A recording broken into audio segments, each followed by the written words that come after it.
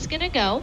We're going to go through a little bit of a lecture, learning what HIIT is, learning what VIIT is, and going through probably maybe a review of information, going over muscle fiber types and all of that good stuff that we're going to need to know when we are training people at high intensity levels. We need to know how to keep them as safe as possible. So maybe it'll be a review from your personal training certification and as well as your aerobic certification.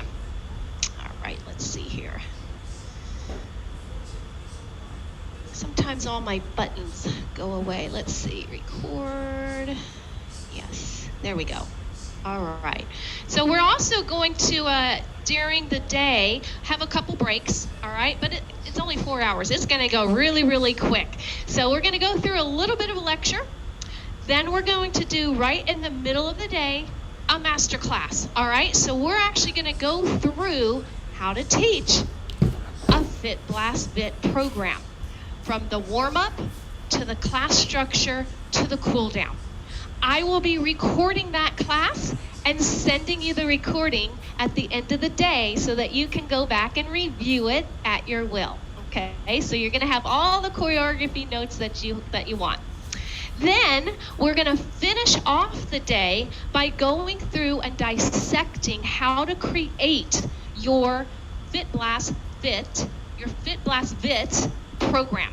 Okay, I'm going to break it all down for you. All right, so that's how the day is going to go. So again, if you need to take a break, get a drink, whatever, feel free. If you have a question, unmute yourself, come back on and ask the question, and I'll try to answer it for you. All right, so this is my contact information that's on the screen. If you want to visit janicesaffel.com, that gives you a little more information about me and my different programs that I have. If you visit jfit.tv, that's where I have all of my video library.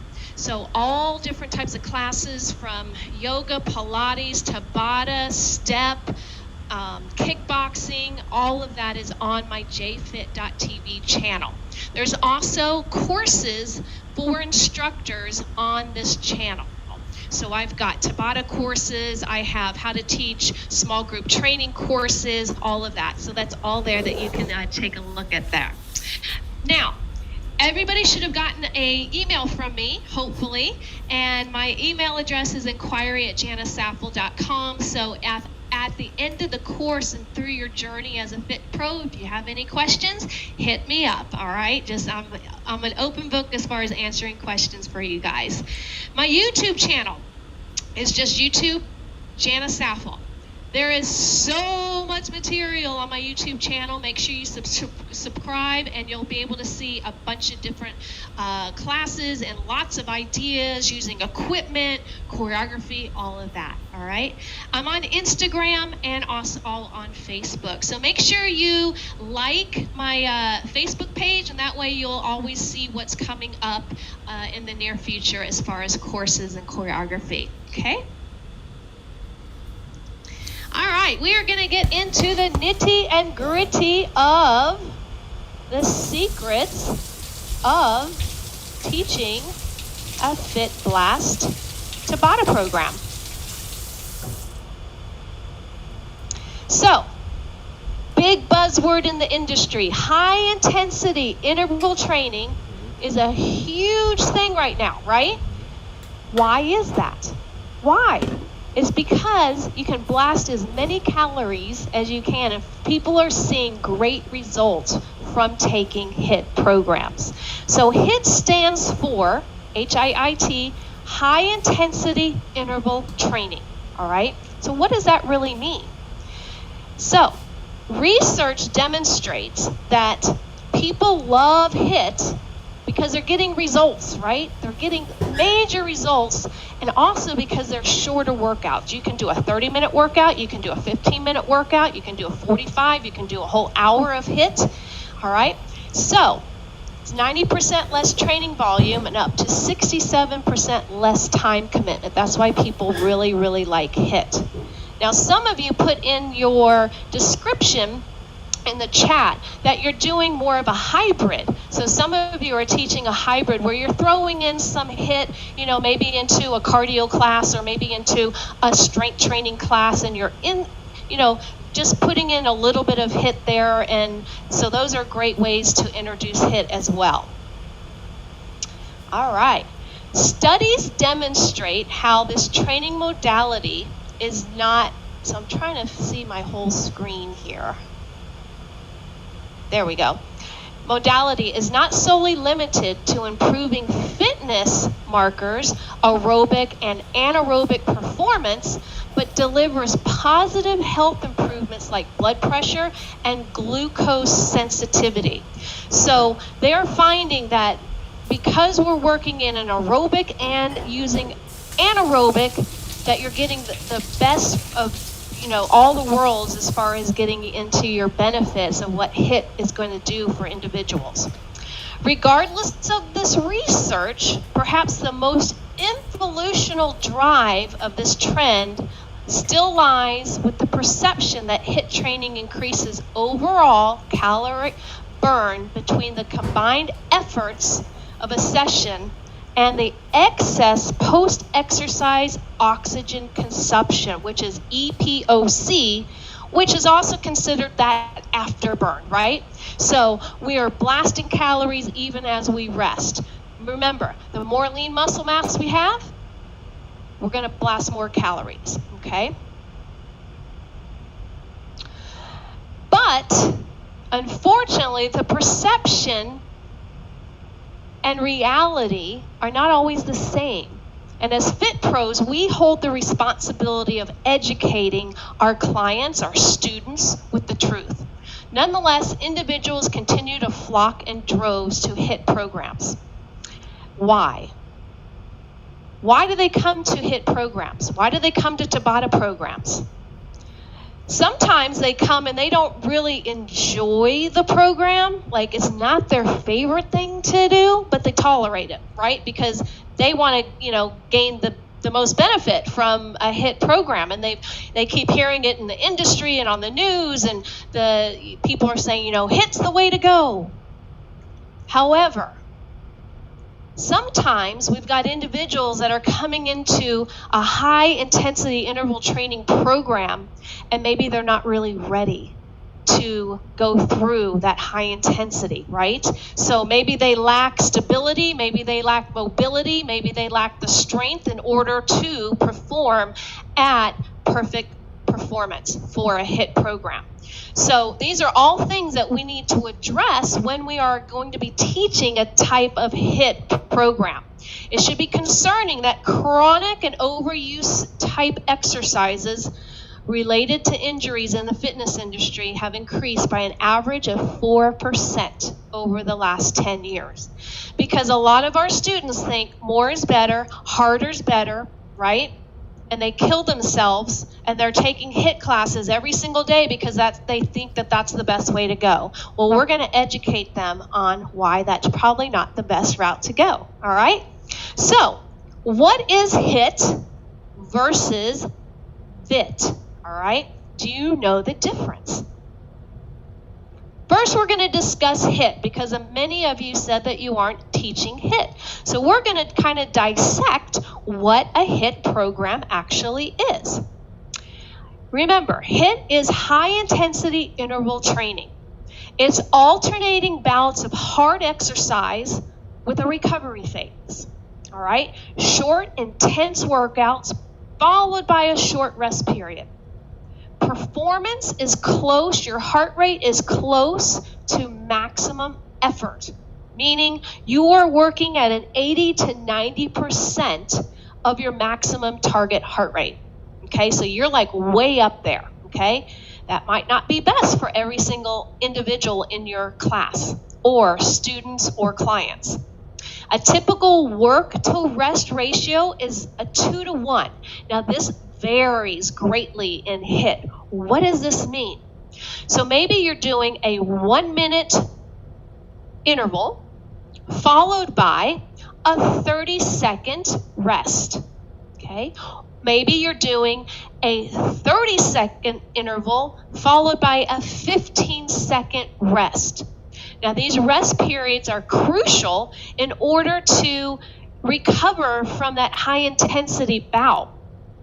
If people don't need a recovery, then either the exercise selection is not the best, or maybe they're not pushing themselves, right? Because that's kind of the key with HIIT. People can slack off in HIIT. They don't have to go full out, right? So, but we want them to be able to train at 80 to 90% of their maximum heart rate during a HIIT interval, okay? So that could be 30 seconds, 15-second rest. That could be 1 minute, 30-second rest. That could be a 2-minute round with a minute rest, all right? So typically a HIIT is anywhere from a minute to 2 minutes long. That's it, all right? And we're going to talk about that in a little bit. Now, the exercises typically used in traditional HIIT programs is cardio-based, all right? So being able to get that heart rate up. So that involves running, biking, skipping, high knees, all that kind of stuff. Burpees, everybody loves burpees when you bring that out. All right, so that's basically the breakdown of your HIIT. Now, here are some facts. Your workload, again, is going to be between a 1 and 2 minute, all right? So these are short little intervals. Your rest is 30 seconds to 2 minutes in general range. A 1-to-1, a 1-to-2 ratio, meaning, again, 1 minute work, 1 minute rest, or 1 minute work, 2 minutes recovery. You can mix this up because the harder the interval, the longer the rest. That's typically how you need to think about it. If you're doing, let's just say, plyometric knee tucks, okay? Let's just take that for an example. And you're doing that for 30 seconds, or maybe you're doing that for 45 seconds, those people are going to need a rest after that, all right? So it really is going to gauge on how hard that exercise is, on what recovery they are going to need, okay? Heart rate, anywhere from 80 to 90, 95% of your max heart rate, and that's according to ACE,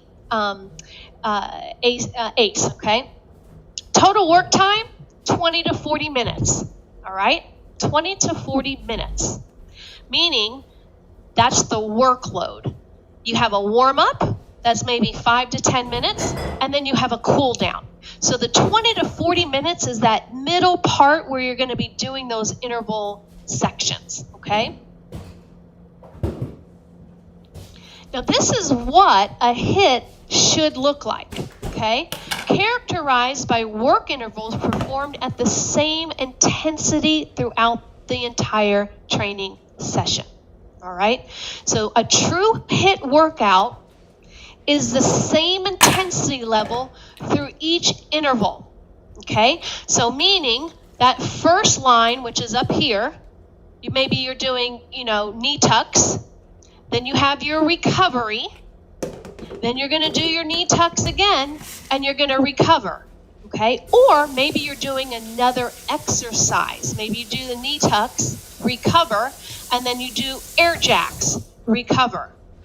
Knee tucks, recover, air jacks, recover. But the intensity should be the same.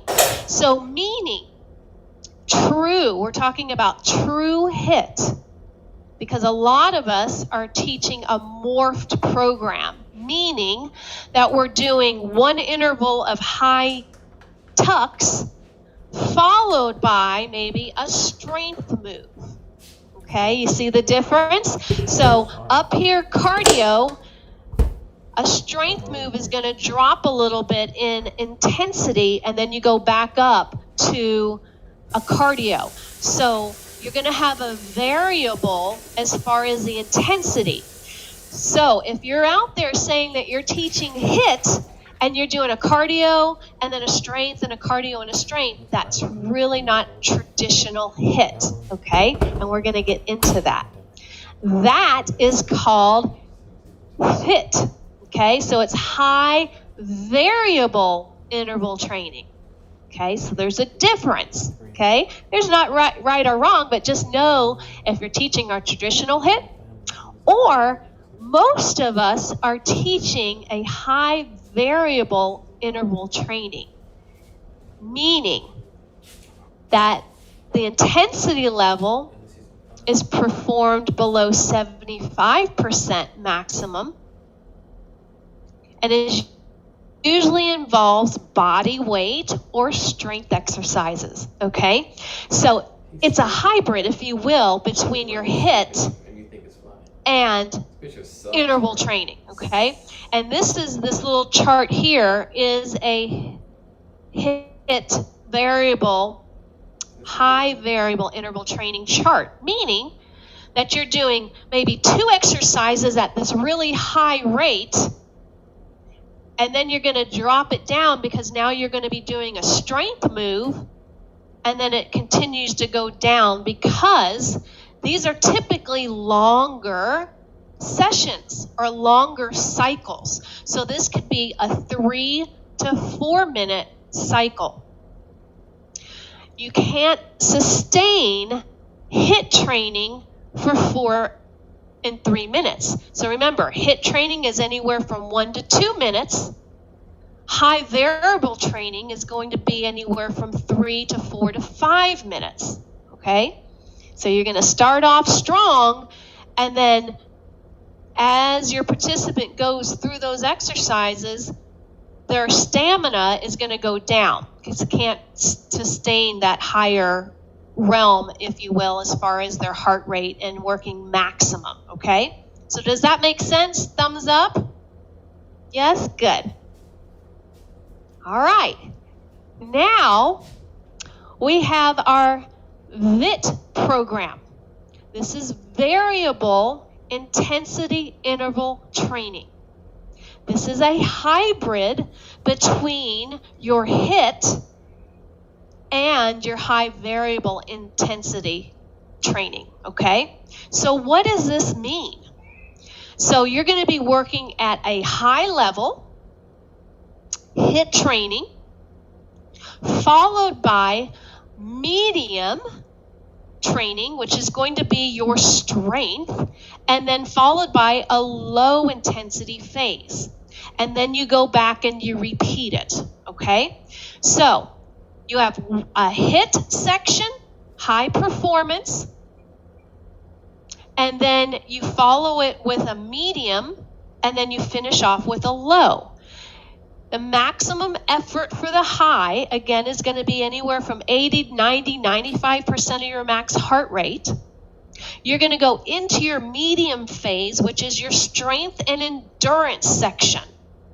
The intensity is below 75%. Okay, so it's still up there, but the intensity load has come down a little bit because now we're doing strength and endurance. You're going to follow that with mobility and recovery, which is your low phase. And the heart rate usually goes down to maybe a 60%, could be 50% of the maximum heart rate training. So these are variable training intervals as far as going up and down with your heart rate, okay? So again, VIIT training, variable intensity interval training. You have HIIT, which is your high.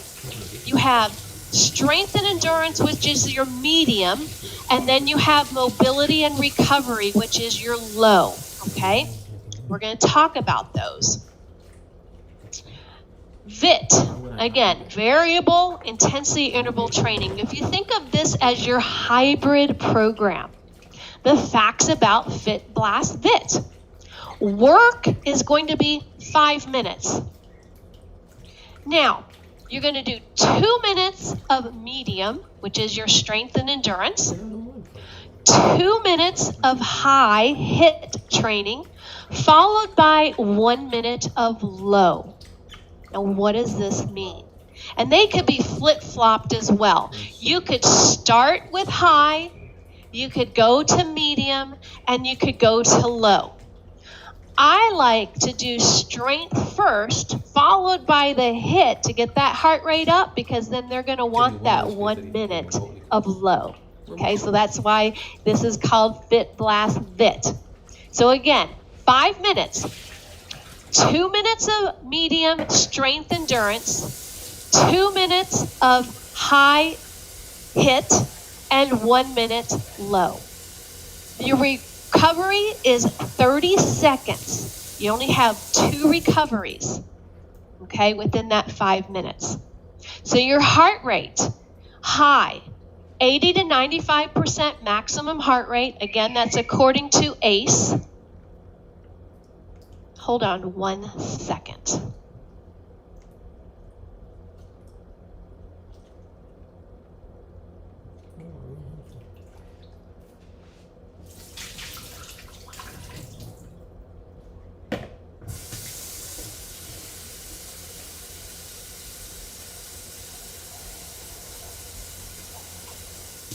Back, we had a little interference.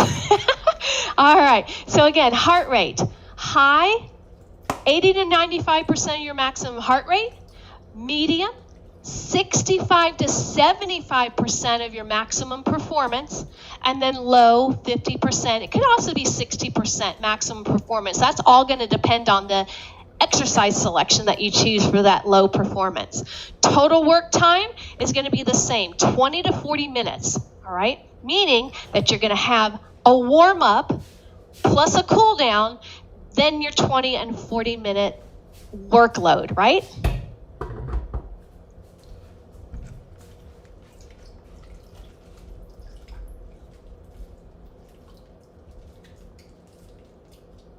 All right. VIIT includes prescripted variations in the intensity of the work intervals performed in order to attain a more true HIIT interval within the overall session that follow appropriate recovery periods. That recovery period is our golden ticket. This improves performance and may possibly increase your EBOC, which is your excess post-exercise oxygen consumption, or your afterburn. Yet, increases the training volume, increasing session your calorie burn, right, and perception of work rate, while reducing the potential of injury. Okay, this one is key. This is why VIIT training is becoming really, really popular right now. Because a lot of people, if we go back to that first couple slides, their mobility, stability is compromised. They don't have the strength in order to actually do HIIT training. Maybe their body is not ready to do HIIT training, but they're coming to a HIIT class because the buzzword in the industry is HIIT's the best way to go if you want to burn a lot of calories, right? And you want to get, in the best shape. However, we're seeing a lot of injuries in HIIT and Tabata type programs because people are coming to these classes and they're really not conditioned to work at that high range, okay? That's where VIIT comes in. So the movement between different levels, meaning your high, medium, and low. This allows your intensity for your participants to have a slightly longer session or a class without increasing the risk of injury or burnout, okay? Some people, come to HIIT and that's all they're taking, and then they get burnt out with that. They're just working way too hard. So we need to work smarter, not harder for our classes and see the big results. It also means that the body is tested in various different movements and ranges. So this is the safest way to train at these high-level training programs. You're going to get the best benefit for stability and mobility, okay? Because you're only doing 2 minutes of HIIT, and then you're following it up with a mobility movement, which is going to increase their physical fitness. A VIIT program may include a few successive intervals of high-intensity work, coupled with shorter recoveries, so 2 to 3 times 60-second work intervals, using 30 seconds to recover for the interval, okay? This introduces a sequence of intentional, lower intensity work intervals that do not overwhelm the body. Okay, this helps them to recover faster. If you keep doing hit over and over and over, their bodies really are not recovering, especially for your deconditioned individuals in class. This might involve 1 to 3 sets performed of sub-maximum performance, which is below 75% performance, where the aerobic pathway contributes more significantly. Okay, so here's the other thing. With HIIT training, we're training at anaerobic states. With VIIT training, we're training both anaerobic and aerobic. Okay, so we get the best of both worlds for blasting the most fat. Once you repeat, so once you go through your high, your medium, and your low, now you're going to repeat the cycle. So then you're going to repeat it, yes, again. Then you're going to repeat it one more time. There are going to be 3 cycles within one round, okay? We have found that repetition, people are seeing better results versus doing an exercise, throwing it away, doing another exercise, throwing it away, da-da-da-da. If we repeat the cycle, they get to practice more with their form and technique. So let's just take a strength move. If you're doing usually a compound movement for the strength moves, which is your medium section. So maybe let's just take, a lunge and with a shoulder press.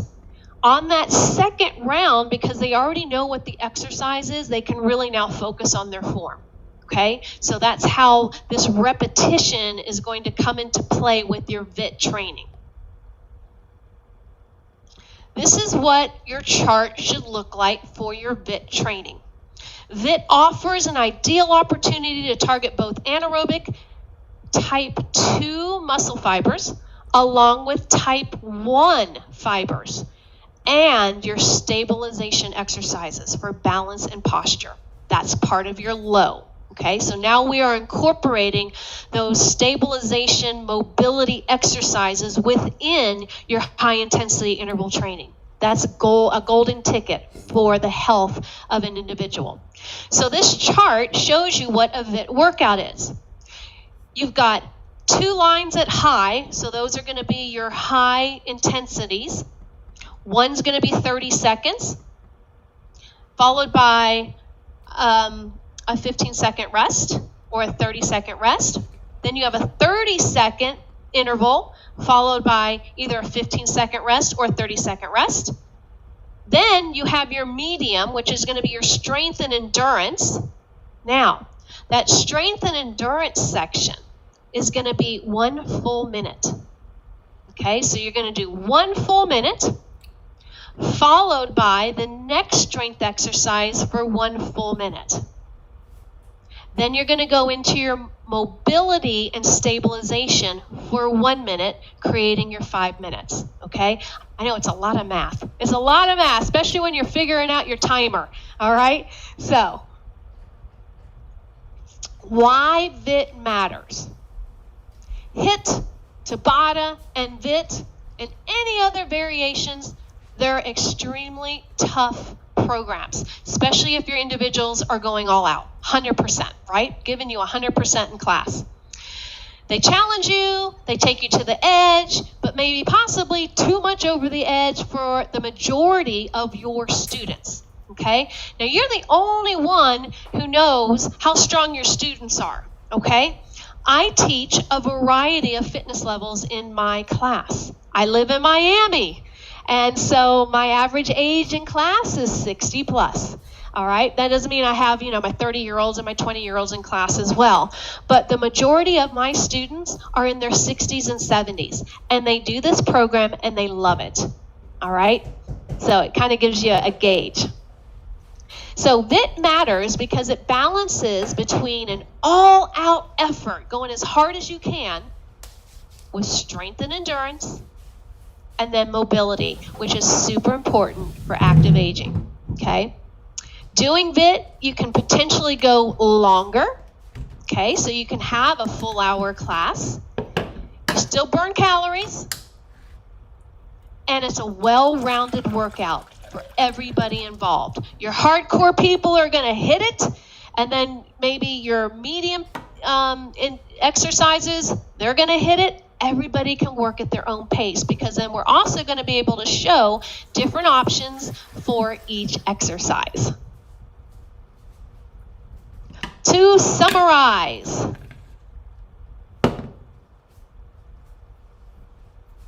let's see if I can get this down. There we go. True HIIT training holds a purpose for improved performance and is originated around movement quality. Quality is going to be key for everything. What we perceive to be HIIT, but is actually more aligned with high variable intensity interval training, is focused upon volume or movement quality, and perhaps pursuing a higher calorie burn.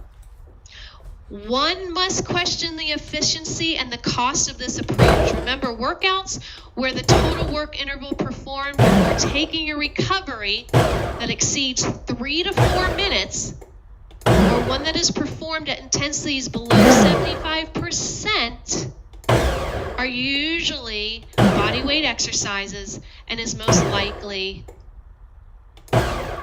that high variable training versus a true HIIT, okay? And we need to make sure that we're educating our students as such.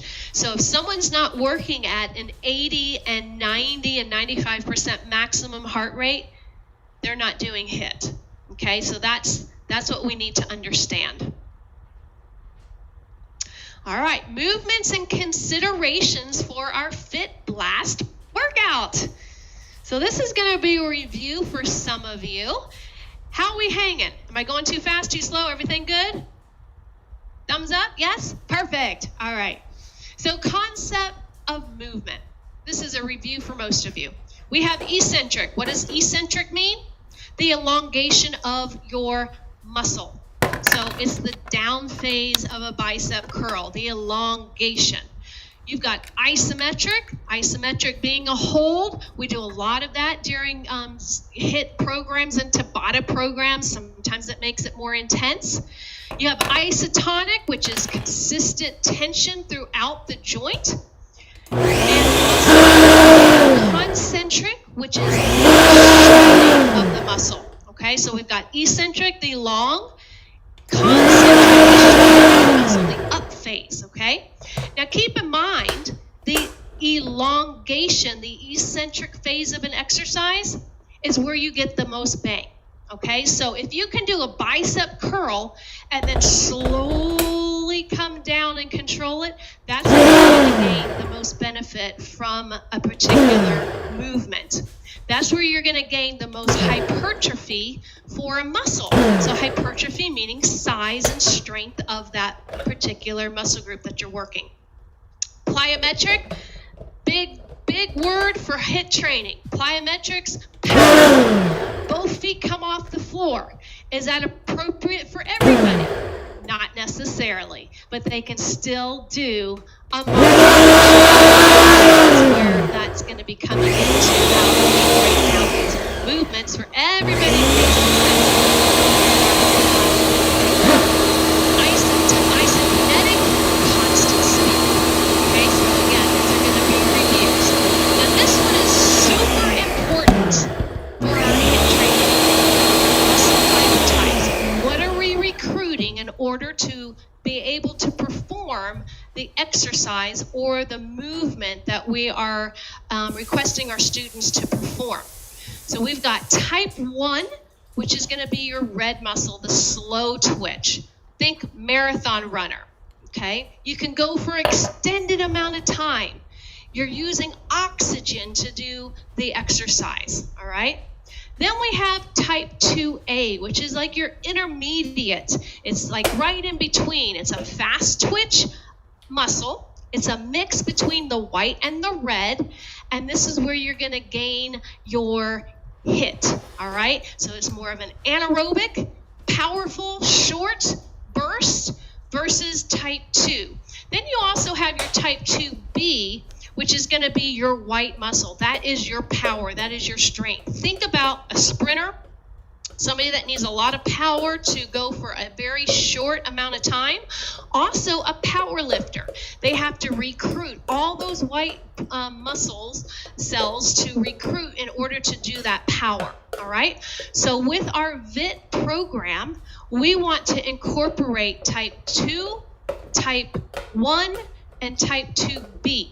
So it's going to be incorporating both, but it also depends on what section you are in your interval training. So your high is going to recruit your 2A. Fast, anaerobic, quick, fast. You can't do it for that long. Our strength and endurance is going to incorporate type 1. All right? And then we've got our mobility and stability, which is going to also be type 1. Now, depending on how many plyometric moves you're doing, that will also incorporate your 2B muscle fiber. Okay, so if you're doing any type of jumping, power push-ups, anything like that, then you're going to be working that. So just be aware that that's what's so cool about doing VIIT program, because you're using and going through both of these modalities and recruiting different muscle fibers. Okay. Now, we can't not do HIIT and not think about the energy pathways, okay? Where is this energy coming from in order to perform at these high intensity levels? First one, and I know these are like reviews for most of you, is your ATP and CP. These are quick, 30 seconds, fight, flight response, okay? No oxygen required, but it's very limited. So this is how I remember ATP and CP. You have somebody that's a couch potato, doesn't work out at all, okay? And they're walking down the street and somebody tries to take their purse. And they have to run as fast as they can, like they've never run in their life. It's a fight, flight response, meaning that they're using all of their energy reserves to go as fast and as hard as that they can go, but it's very limited. Very, very limited, okay? Then you have your anaerobic state, which is going to be anywhere from 1 to 3 minutes.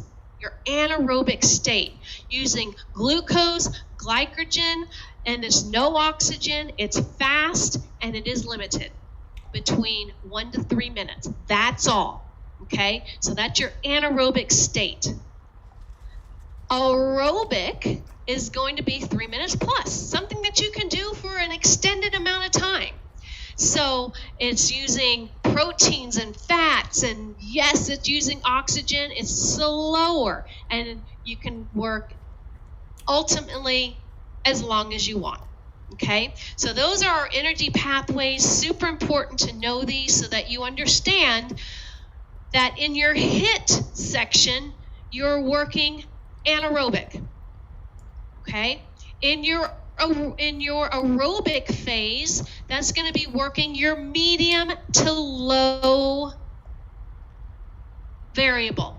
Okay, so those are the energy pathways. Now we have our planes of movement. And these are super important too, so that we understand that we need to work our bodies in all different planes in order to have the best results for body compensation, or the way we look, as well as stability, mobility, strength, and flexibility. Okay, so we've got frontal, front and back. You have sagittal, side to side, and you have transverse and rotate. So frontal plane, simple. It's a side to side, shoulder press, upright row, abduction, outer thigh, jumping jacks. So if you think of frontal plane, meaning that you're standing against the wall and the only direction you can move is right or left. okay? Right or left, frontal plane. Step touch is done in the frontal plane. Jumping jacks, frontal plane. Side lunge, frontal plane. Shoulder press, frontal plane. Extension, abduction, right? All right. And again, if you have any questions, feel free to unpop your mic. All right, sagittal plane. This is something that we work with in everyday motion. Sagittal plane, right and left. Walking, running, bicep curls, deadlifts, push-ups, sit-ups, back extensions, bench press, all done in your sagittal plane. Transverse plane.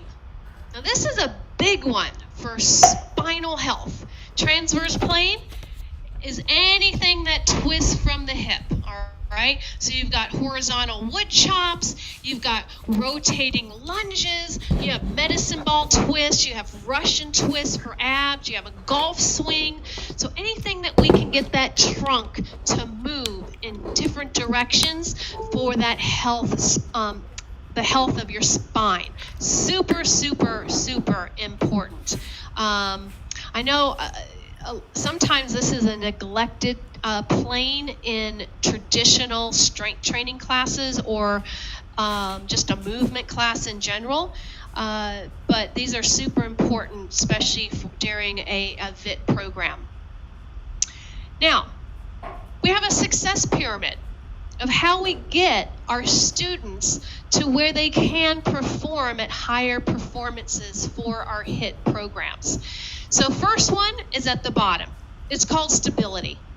And stability, I think of it as your foundation, just like building a house. You have to have a strong foundation in order to build on top of it.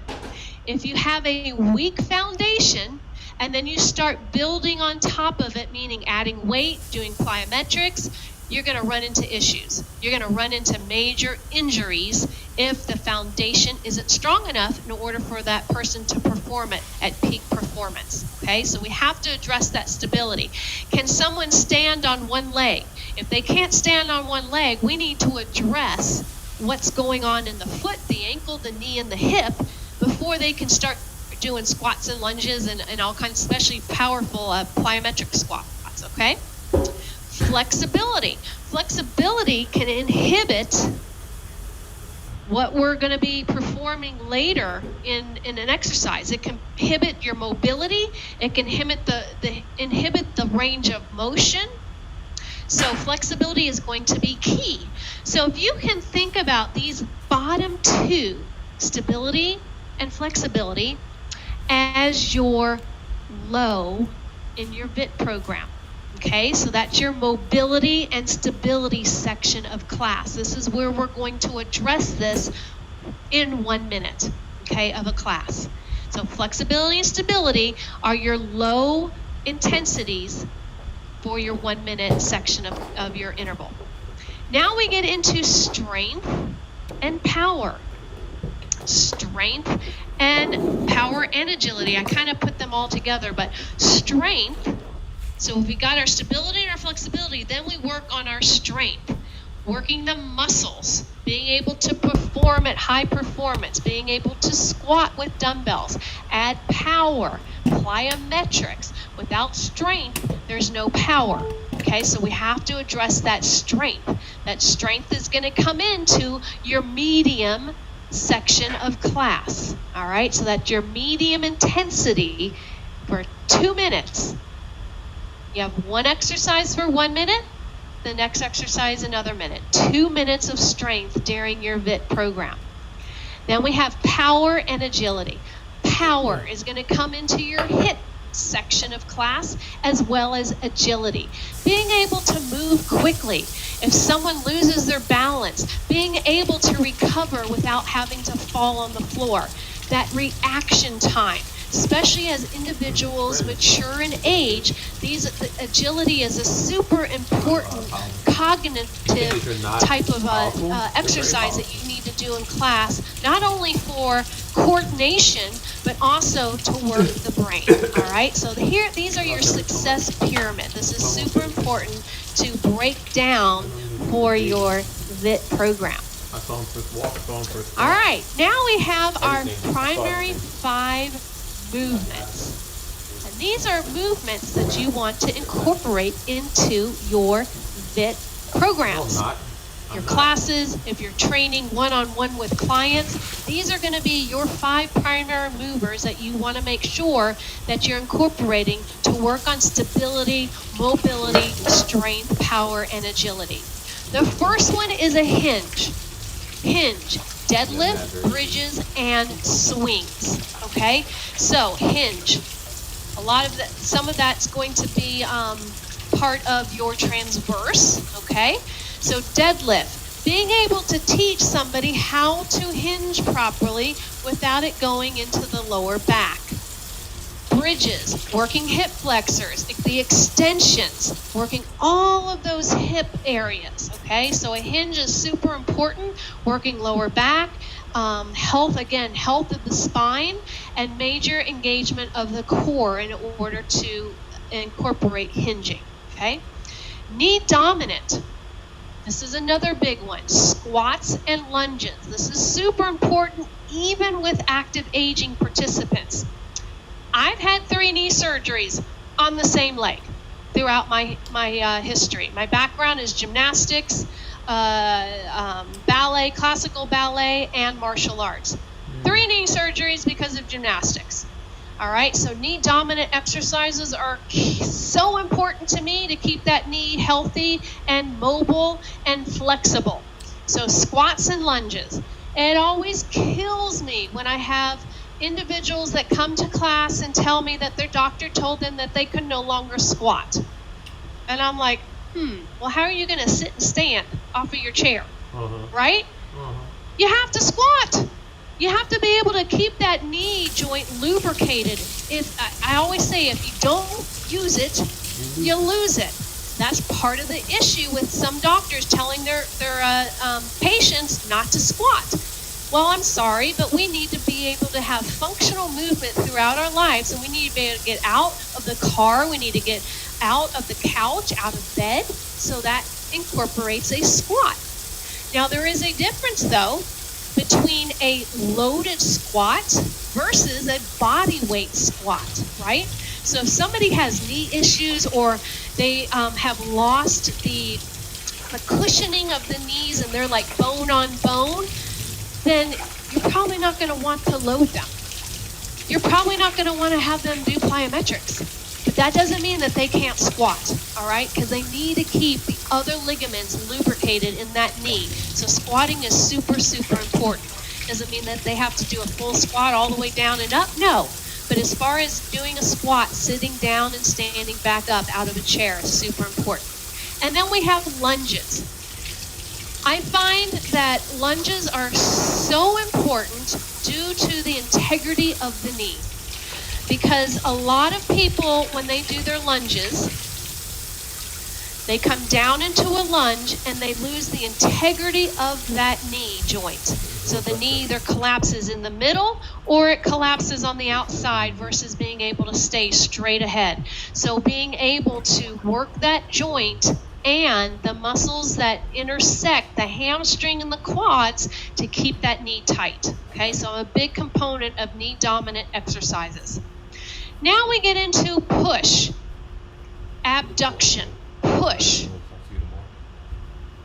Okay, outer thigh, a push-up.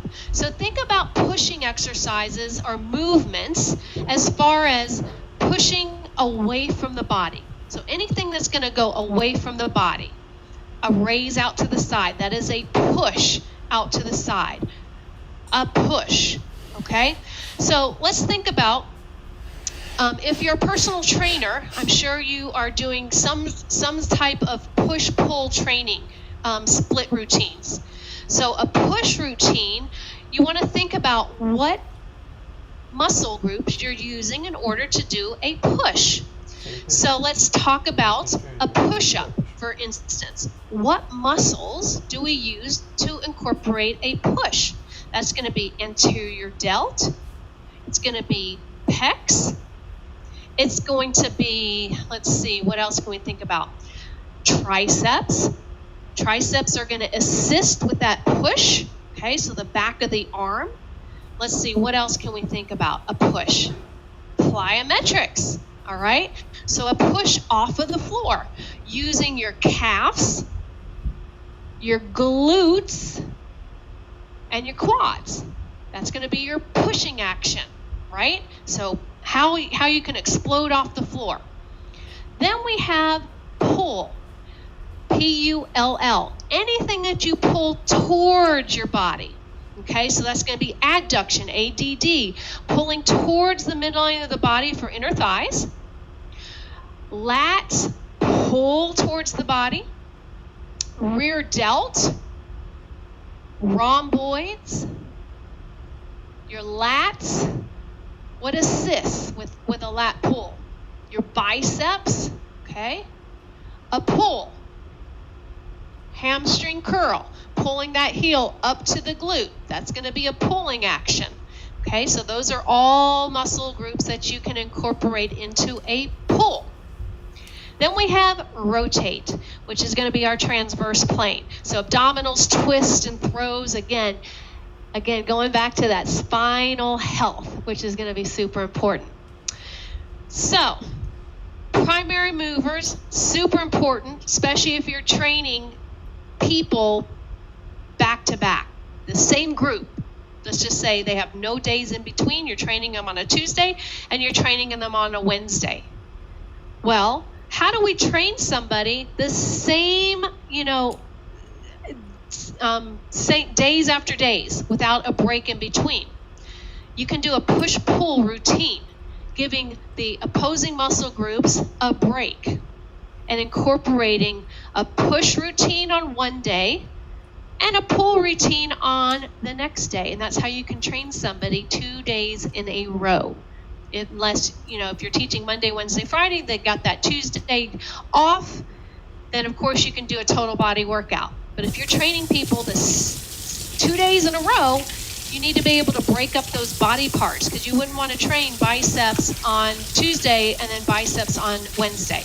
You need to give those muscles a break, right? So this is a key way of training. If you don't know anything about push-pull routines, I highly suggest that you look that up and investigate it. It's a brilliant way to train your clients. My clients love push-pull workouts. All right, functional movements. Functional movements. This is, again, a big buzzword in the fitness industry, functional movement.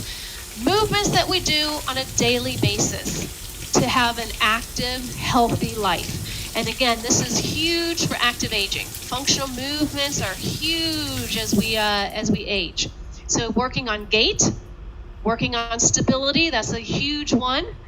Weight-bearing activities, all right? So again, taking that active aging person that their doctor said that they can't do squats, weight-bearing activity, just doing a squat, not loaded, okay? Balance, being able to stand on one leg.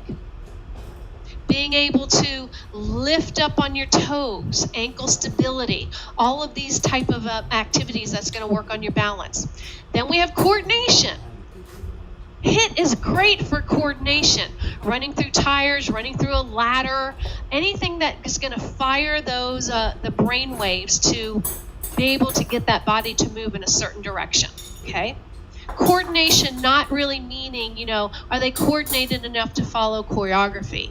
All right, so basically it's coordination of movement, power, speed, and then agility. Okay, so that one kind of goes and mimics our success pyramid. It goes back to that. So functional movement, huge thing.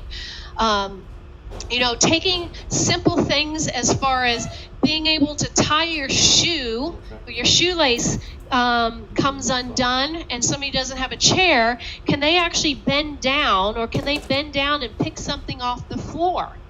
Okay, functional movement, something that they can, keep doing without something happening to their back or their knee or whatever.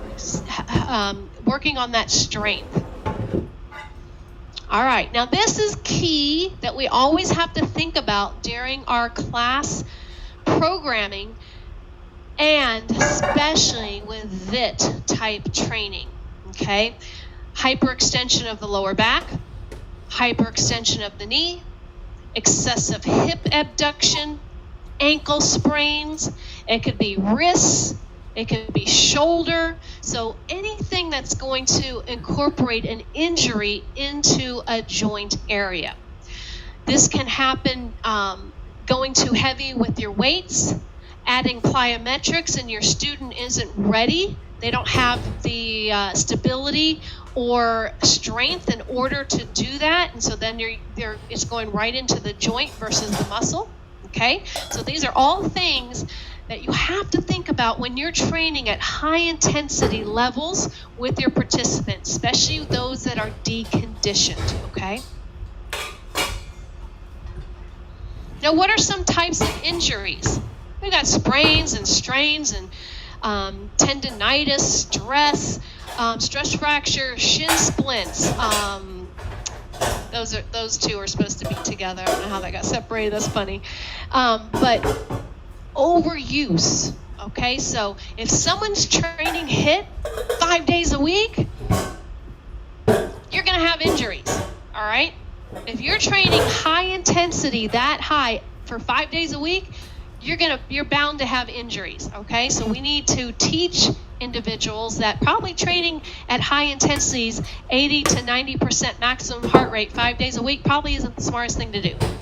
Okay, they're going to have less benefit of doing that than training the right way. Okay, we want to avoid all of these injuries. How do we treat an injury? It's RICE, rest, RICE, compression, elevation. Okay, and it's super important to have individuals nowadays have their smartwatch to have their heart rate. They know where their training heart rate is, and super important to know where they're training at.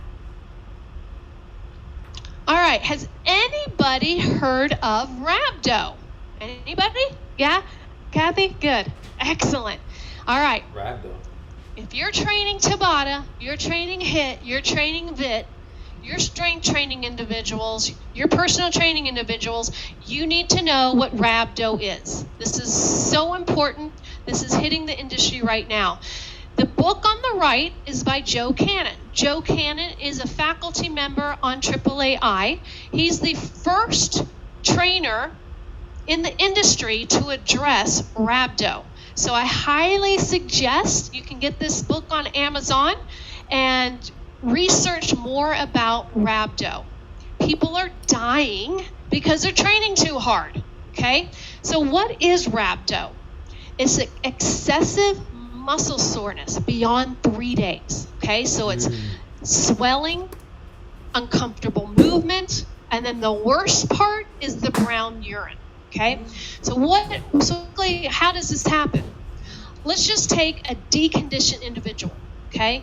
Because during normal times, January, February are your biggest times for people to come back into a fitness program, right? New Year's resolutions, I'm gonna work out. They're deconditioned, they haven't been working out, and they're gonna go into the gym, hire a trainer, or go to a class and overtrain. Yeah. Because they think more is better. Yeah. Harder is better, Yeah. right? But they're not ready for this type of training. So they come into class or they come to a trainer and they start doing, let's just take biceps for example. And, they're knocking out these reps and these sets of biceps. They're going as heavy as they can. They're working to failure. They can't lift their arms anymore. This is going to be great. I'm going to get these guns, okay? Pumping it. The next day, they can't even lift their arms, okay? I know we've all been there at some point, training that hard, but it goes beyond that. They can't even lift their arms. Like, it is so painful. It's like their muscle feels bruised. So they can't even bend the arms, all right? The second day, it gets worse, okay? The biceps starts to swell, and they can't even move their arms now. The third day, it's worse. Swelling continues, and it continues and continues. Then what happens is their kidneys shut down. Basically, rhabdo is the death of a muscle, all right? And so we need to, as fitness pros and experts, and that's what you are, be educated on these situations. People are going into the hospital and they are dying. The news now is coming out a little bit and researching this rhabdo and educating people on it. But as fitness pros, I highly suggest that you go and research what rhabdo is. It's a serious, serious situation in the fitness industry right now. You can always reach out to Joe Cannon if you go to his website.com. He can explain if you have any questions or suggestions. He can educate you a little more on that as well. But his book is amazing to really educate you on rhabdo. And it's a serious thing, especially when you're training HIIT training, okay? Because you're taking deconditioned individuals that are coming to class, they're hitting it as hard as they can, working at 80-90% of their max, going as heavy as they can with their weights, and then you're going to have these issues. All right. How to measure intensity level and maximum effort in a class. So back in the day, we used to have the little bell curve, and then you would everybody would stop, everybody take their heart rate in the middle of class, and then you would continue, right? But in HIIT, that's kind of hard because you're moving and you're moving and grooving. So the best way to determine how hard someone is working is the perceived exertion chart. 1 being they're sleeping, 10 they're in the hospital. All right, so we want to be in that little sweet spot. All right, so 2 to 3 is usually going to be your mobility and stability part of class. A 4 to 6 is going to be your medium, your endurance and strength. A 7 to 8, touching on that 9, but really I don't like to take my students there, but you can.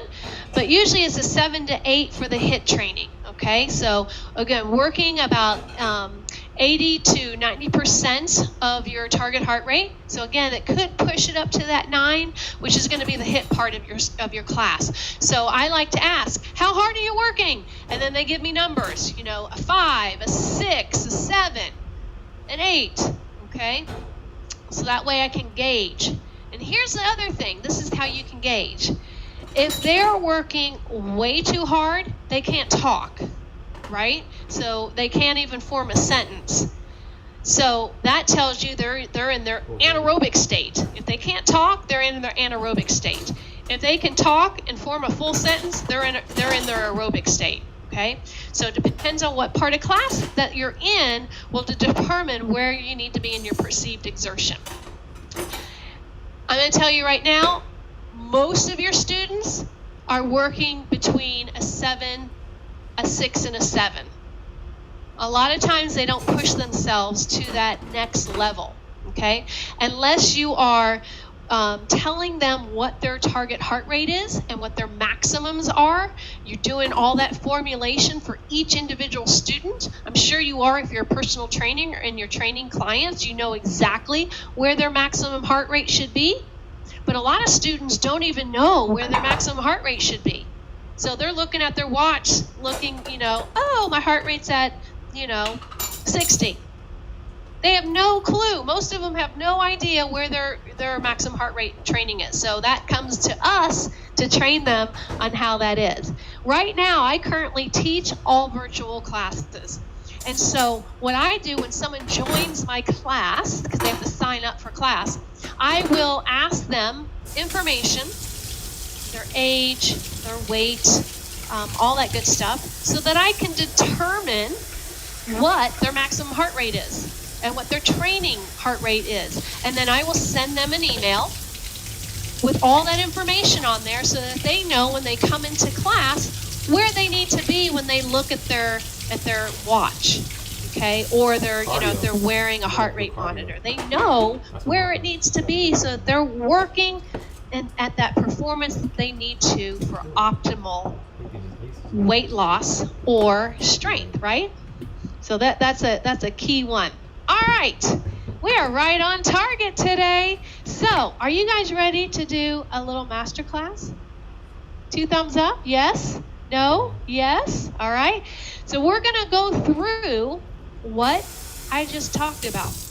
When we're done with the master class, we'll take a little break after, then we're gonna come back and then we're going to dissect and come up with how we program a Fit Blast program, okay? But you need to experience it first before we can dissect it and come up with what does this mean, okay? So we're going to explore movements. We're going to go through a warm-up. We're going to go through 3 cycles of VIIT training, and then we're going to do a cool down. Okay, so what does that mean? So I'm going to share with you my screen real quick on the description of what a Fit Blast program is. And you guys saw this on the AAAI site when you registered for class. This is a total calorie burning workout. Fit Blast VIIT workout is a variable intensity interval training program. Fit Blast VIIT is formatted to take participants through high, medium, and low intensity phases. You will experience 3 different workouts in which you rotate between high intensity interval training, HIIT, with medium intensity strength, and low intensity recovery periods for a more efficient workout. This allows you to attain HIIT intervals, agility and strength, plus mind-body geared to fit all fitness levels, okay? So that is the description of what a FIT program is. Now, we'll get down once we dissect the class on how the timing goes for the class. But we're going to do a warm-up, probably about a 5 to 8 minute warm-up. Then we'll get into our first VIIT interval. I like to do my strength, my medium first. And the reason I do that as well is because I don't feel like you are ready and warmed up to start out of the gate a HIIT interval. So I like to kind of gradually bring you into that HIIT. So we are going to do 2 strength exercises, 1 minute apiece. Then we will do 2 HIIT series, followed by a recovery of either mobility, flexibility, yoga, Pilates. Then you are going to repeat the process. We will be going through 3 rounds of each interval, going back to repetition. All right. The first one out of the gate is just kind of like your warm up, your teaser, like, oh my gosh, what just happened? Your second round of your strength, HIIT, and flexibility is where you can kind of settle in. You know what's happening. Okay, I can go a little deeper. I know I can go a little slower if I need to. I can pick the knees up higher because I know what's happening. And then by the third one, you're like, I got this, right? It's that repetition. I'm going to hit it hard on this last set, and then guess what? We throw that away, and then we go into our next round, okay? And again, I've typed all these up for you, so you guys will have these for you so that you can use them and abuse them. That's what I like to say. So what we're going to do is we're going to take a 5-minute break. You guys can get a drink, grab your equipment, whatever equipment you have at home. Typically, in a Fit Blast VIIT program, I will use, not that we're going to do this today, but I use all different pieces of equipment. We'll talk about that. But for our class today, we're going to use a kettlebell, or 1 dumbbell. And then we're going to use 2, are we using a kettlebell? I don't even know if we're using a kettlebell. We're not even using a kettlebell today. So 2 dumbbells. You might want to have a medium to a medium heavy weight, okay? And then a mat nearby. And then make sure you have your water and a towel. So those are pretty much the equipment. Sometimes I use a lot of equipment. Sometimes I'll use tubing, gliders, balls. You can use all different types of pieces of equipment, which we'll get into later this afternoon. But for our class right now, we're going to keep it pretty simple. Do some body weight exercises, cardio, and strength to hit that high, medium, and low interval. All right? So we're going to take a 5-minute break.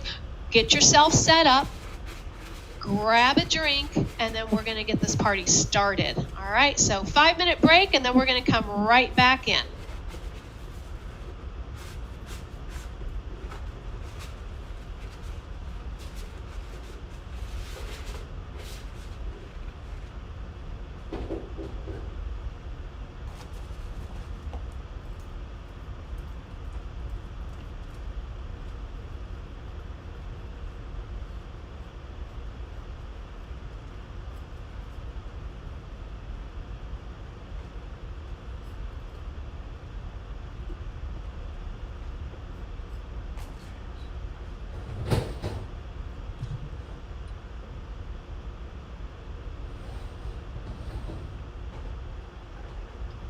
Janice, are you there? Yes. Yeah, I just wanted to let you know, I am coming off major surgery on my left foot and ankle. I was non-weight bearing for 10 weeks, and I just 2 weeks ago started walking on it. So. Oh, wow, okay. I'll do what I can. I can do upper body stuff, but I won't be doing any jumping or anything like that. Absolutely. No, I wish I could, but I can't.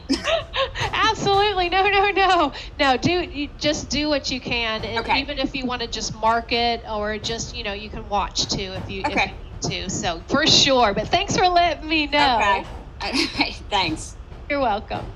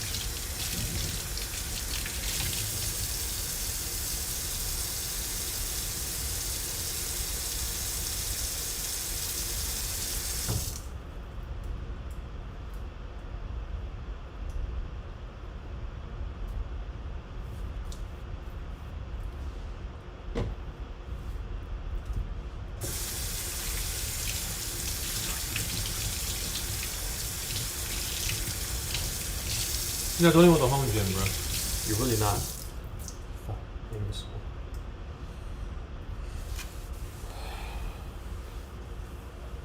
one. Okay, are we back? Nice little break. We're gonna get this party started. All right, does anybody have any questions so far on anything that I went through as far as HIT, VIIT, all of that? I mean, we will break down the sequencing and more of how the timing goes. But if you have any questions, feel free. And you can always, if you don't want to unmute, you can always put them in the chat and I'll eventually see the message. All right, let's see here. All right, everybody's back, except for Wayne. Wayne, where are you? All right, so this is going to be a workout. Work out at your own pace. If you don't want to kill yourself, you don't have to kill yourself. You can mark it if you want, okay? It's totally up to you. This is, especially if you're taking other workshops throughout the weekend, all right? So completely up to you. All right. First thing I want to say is, let's see, make sure I'm recording this so you guys get the class, is welcome to Fit Blast VIIT. I'm Jana Saffel. We're going to be going through an hour-long class of high-intensity variable training. So you're going to work at your own pace. If you have any type of injuries or structural issues that I need to know about, you can let me know in the comments. Knee problems, back problems, anything like that, but hopefully you know how to modify certain exercises. And as always, I will be showing you different options for levels and variety of intensity levels, okay? And hello there, sir. This is Mr. Dior. Are you going to join us today? All right. So just put all your equipment off to the side, and we're going to start with a warm-up, and then we'll get right into how we're going to lay this out. It's going to be medium strength first, which is your medium, which is strength endurance. Then we're going to go into a HIT series, 30 seconds, as hard as you can go. You'll have a 30-second recovery, and then you're going to do 30 seconds again with a recovery, and then we're going to go into our low-intensity mobility and stability for 1 minute. Then we will go back to the top, and we will repeat it. Well, there's Wayne. Hello, Wayne. There he is.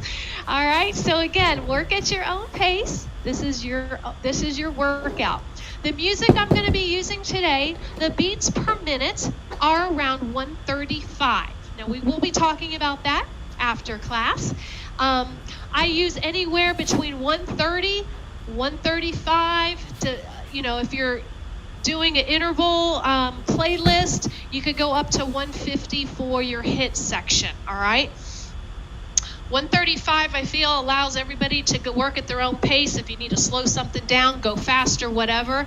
And remember, you never have to go to the beat of the music. During this type of program, you work at your own pace, but feel free if you do want to. Now, The music I'm going to be using, you will not hear buzzers and timers and all of that. There are apps out there that you can overlay on your music, because right now the industry really doesn't have music that goes to this format, all right? So you would have to make up your own playlist, and then I have a timer, and we'll be talking about that. That will give us all of our intervals, and that's how I'm going to keep track of everything during class, all right? And at any time, I have the ability to turn it off if we need additional directions, okay? So this is one of the things that I find during HIT programs and classes, not necessary during personal training sessions, but I find this in more of a class setting situation where we as instructors are used to going from one thing to the next, or staying on a 32 count phrase and just moving and grooving. But during a variable program, we need to have some transition time to be able to first explain the exercise. What are we going to be doing? Maybe show the exercise and then have everybody join in.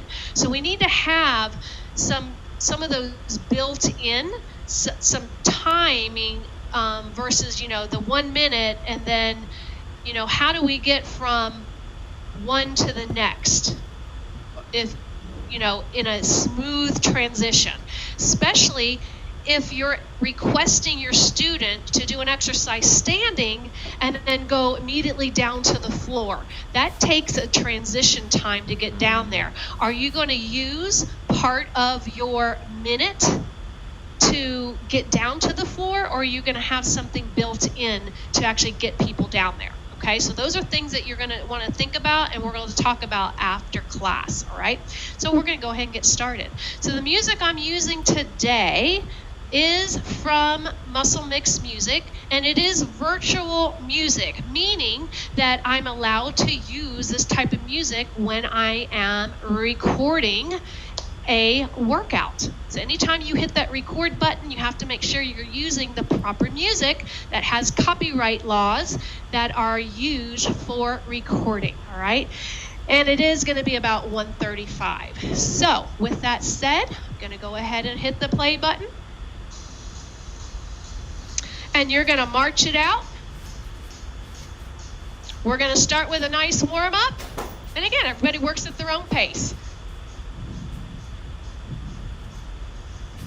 Now, with HIT programs, I like to use weight gloves.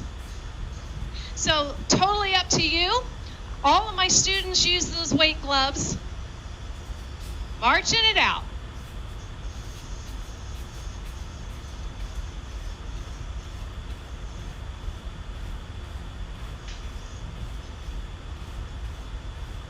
This is where I get to see who's coordinated.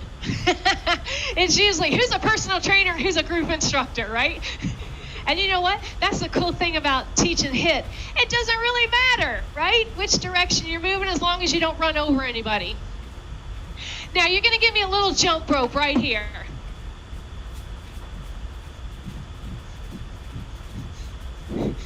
Excellent.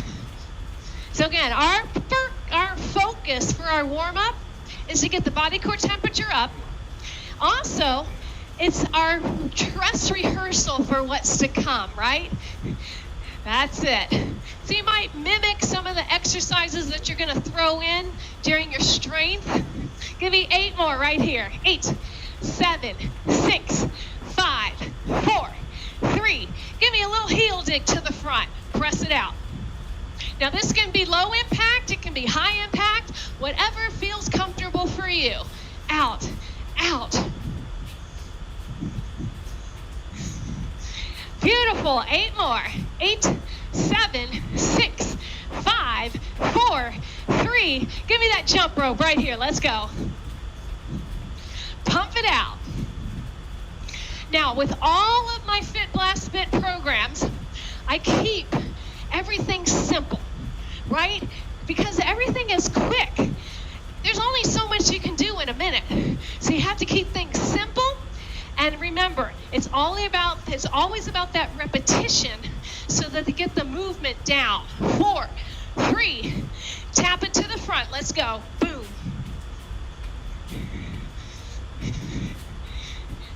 Excellent. 8 more right here. 8, 7, 6, 5, 4, 3. Take your hands to the hips. We're going to tap the heel. Boom. So warming up through that hamstring. And this also shows me who has mobility and flexibility issues within that knee joint. Can they actually pull that heel and tap the hand? 8 more. 8, 7, 6, 5, 4, 3. We're going to tap it out, reach it up. Boom.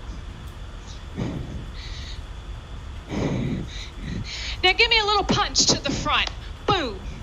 Full extension, turn into it, power in the hip. Again, reach it up. Let's go. Boom. Give me a jab to the front. Out. 4 more. Heel click to the back. Boom. You got it. Now again, this can be low impact, or if you want to add a hop, you can add a hop. 4, 3, tap it down, reach it up. Boom. Give me a jab to the front. Out. Turn into that hip, power in the hip. Now we're going to lunge it side to side. Down, down, press. Long, lean legs to the inner thigh, warming up through the hip. 4, 3. You're going to hold it to the left, reach it all the way up. We're going to crunch it. Down, up, down, up.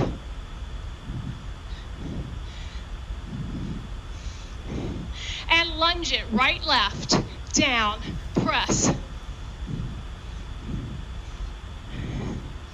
4 more. 4, 3, 2. We're going to hold it to the right, reach it all the way up. Crunch it down. Boom. Lift. Down. Lift. 4, 3, 2. We're going to hold it center, plie. Down, up, down, up. 4 more. 4, 3, 2. We're going to hold it down there, pulse it down, press. Push your knees to the back. Now shoulder, right, left. Feel a deep stretch to the inner thighs. Now tuck your hips under. Tuck under, release. Under, release. Give me 4 more. Getting a nice deep stretch to that inner thighs and that lower back. Now we're going to reach it to the floor. You're going to tap down, reach up, down, reach up. Now I want you to keep your chest up. Sit back into your hips. Lift. Add up. Nice. Lift. 4 more. Let's go. 4, 3, 2. Now hands behind. We're going to hinge. Forward, up, down, up. Flat back. I want you to feel that stretch through the glute, through the hamstring. Down, up. You have 4 more right here. 4, 3, 2 more. 1 more. Reach that hand back down to the floor. Let's go. Down, up, down. Feel that deep stretch to the glute. Now hinge forward, hit it. Down, up, down. 2 more. Plie down, right to the center. Down, up, down, up. Beautiful. You have 4 more right here. 4, 3, 2, and 1. Hold it at the top, round it forward, upper back stretch. Scoop it up, reach it all the way back. Again, reach it forward, scoop it up, reach it all the way back. Open it out, shake it out. Hope you're warmed up. What you're gonna need for your first VIIT interval, 2 dumbbells. We're gonna be doing a back fly and a shoulder press. So make sure you grab the appropriate weight. You can always switch out the weight between exercises. Our first exercise is going to be a lunge front. So it's a step forward and a back fly, and you come up. You're going to be switching the legs. You're going to step forward, you have a back fly. Tighten your core, hinge down as deep as you can. Second exercise, I'll get you going on that one. All right, grab those weights. We have 1 minute to complete this. Now remember, there's no rush. There is no rush, all right? This is all about form and technique. Let's go. Step forward, boom. Down, pull. That's it. Step forward, hinge it, and come back. Power off that front leg. You got it. Down, pull, and up. Down, pull, and lift. 30 seconds in. Come on. Down, lift. Squeeze those shoulder blades back. Medium intensity right here. Strength and endurance. Let's go. Down, pull. Squeeze those shoulder blades together in the back. We got this. You got 15 seconds. See, that minute goes fast. Down, up. Working on a compound movement. Lift. Down. Give me 2 more. You can do it. Down, up. Give me 1 more. Down, up. Bring it down. Nice work. Now, bring your weights back up. We're going to lunge to the back. You're going to give me a shoulder press. You're going to come back up.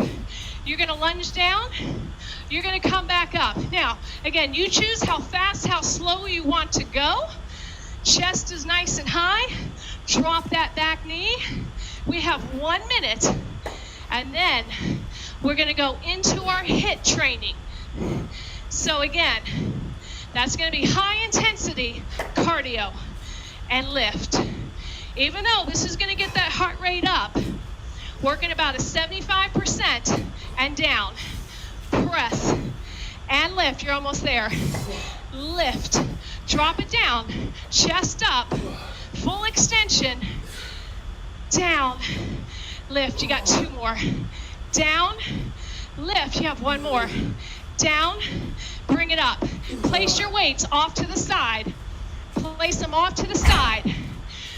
We have a tap out, or you're going to jack it right here. Boom. Or air jack. Boom. 30 seconds. Or you're here. I always give options in class. Come on. Or you're here, or jack. Boom. Boom. Boom. 2 more. 1 more. Tap it back right here. Cross country. Low impact, high impact. Fast. 30 seconds. Your choice. Come on, pump it out. You're almost there. You're almost there.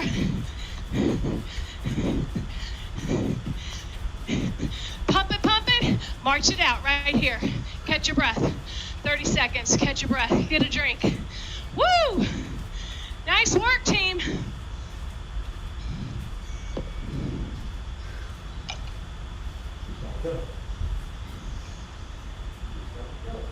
Get a drink. Nice. Catch your breath. So, 30 seconds. That high intensity. I want it way up there, right? Way up there for that high intensity. Meaning that you need a 1 minute break, 30-second break in between, right? Super important. All right, going into our mobility. Take your feet shoulder width apart, abs in tight. We're going to sink down into goddess. Breathe. And then you're going to lift up. Reach those arms, tap them together. Bring it down. That's it. Lift. Boom. Take it down. Sink down into those hips. Come all the way up. Boom. Again. Down. Woo! And lift. Squeeze. Now your choice on how fast, how slow you go, but we're trying to get that mobility through the hips, and then squeeze those abdominals at the top, lower down, and then lift, press. That's it. Take it down and lift. Guess what? You have one more. Take it down and lift. Let's try one more. It looks so good. Take it down and then press it back up. 1 minute of stability and mobility. Shake it out. Good job. All right. Grab your weights. Repeat. We're going back up to the top. All right. Back up to the top. So you have time to get there. What was it? It was that lunge forward with a back fly. Yes? So this is where I want you to really now focus on your form. All right? Focus on that form. We're going to start with the left foot going forward. Let's go. Step, boom. Bring it in. Step, boom. So if you notice now, your heart rate should be at a steady state. Down, squeeze, bring it back up. Working form and technique, hinging it forward, bracing through those abdominals. Boom, down, boom. So now, on our second round, we know the exercise. So now we can put all the energy and make it even stronger, focusing on our form, going deeper into that lunge, keeping that heart rate at our 75, 70%. Boom. Bring it in. Down. Bring it in. Lift. Oh, yeah. Come on. Take it down. Lift. Bring it up. One more. Woo! Take it all the way up. Weights right up at the top. Lunge your back. Shoulder press. Let's go. Down. Down. Again, work at your own pace. Heavier weight, of course, you're going to go slower. That's it. Drop your back knee. Woo! Bring it up. Take it down. Bring it up. Down. Bring it up. Down. Bring it up. Come on. Press. Lift. You're almost there. Down. 30 seconds. Come on. So on that second set, it starts to get a little more intense, yes? Take it down. Boom. Bring it up. Practice makes perfect. Let's go. Down. Lift. 15 seconds. Down. Up. Down. Give me 2 more. Down. Give me 1 more. Down. Bring it all the way up. Take your weights off to the side. Going into our hit.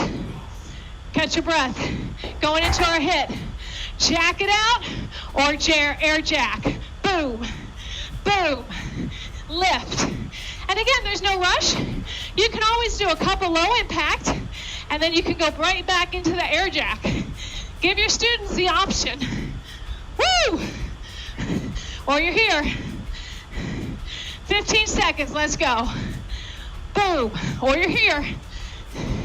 5 seconds. Then we're gonna get a drink. Come on. Woo, get a drink. 30 seconds to get a drink. Remember, if you're dehydrated, you cannot blast fat.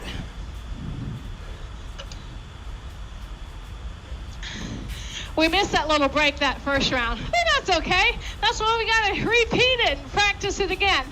All right. Going back in to that cross country. It's either here or it's high impact. Let's go. 30 seconds or it's quick. Breathe. Come on, it's only 30 seconds. Pump those arms. Pump it. Pump it. Boom.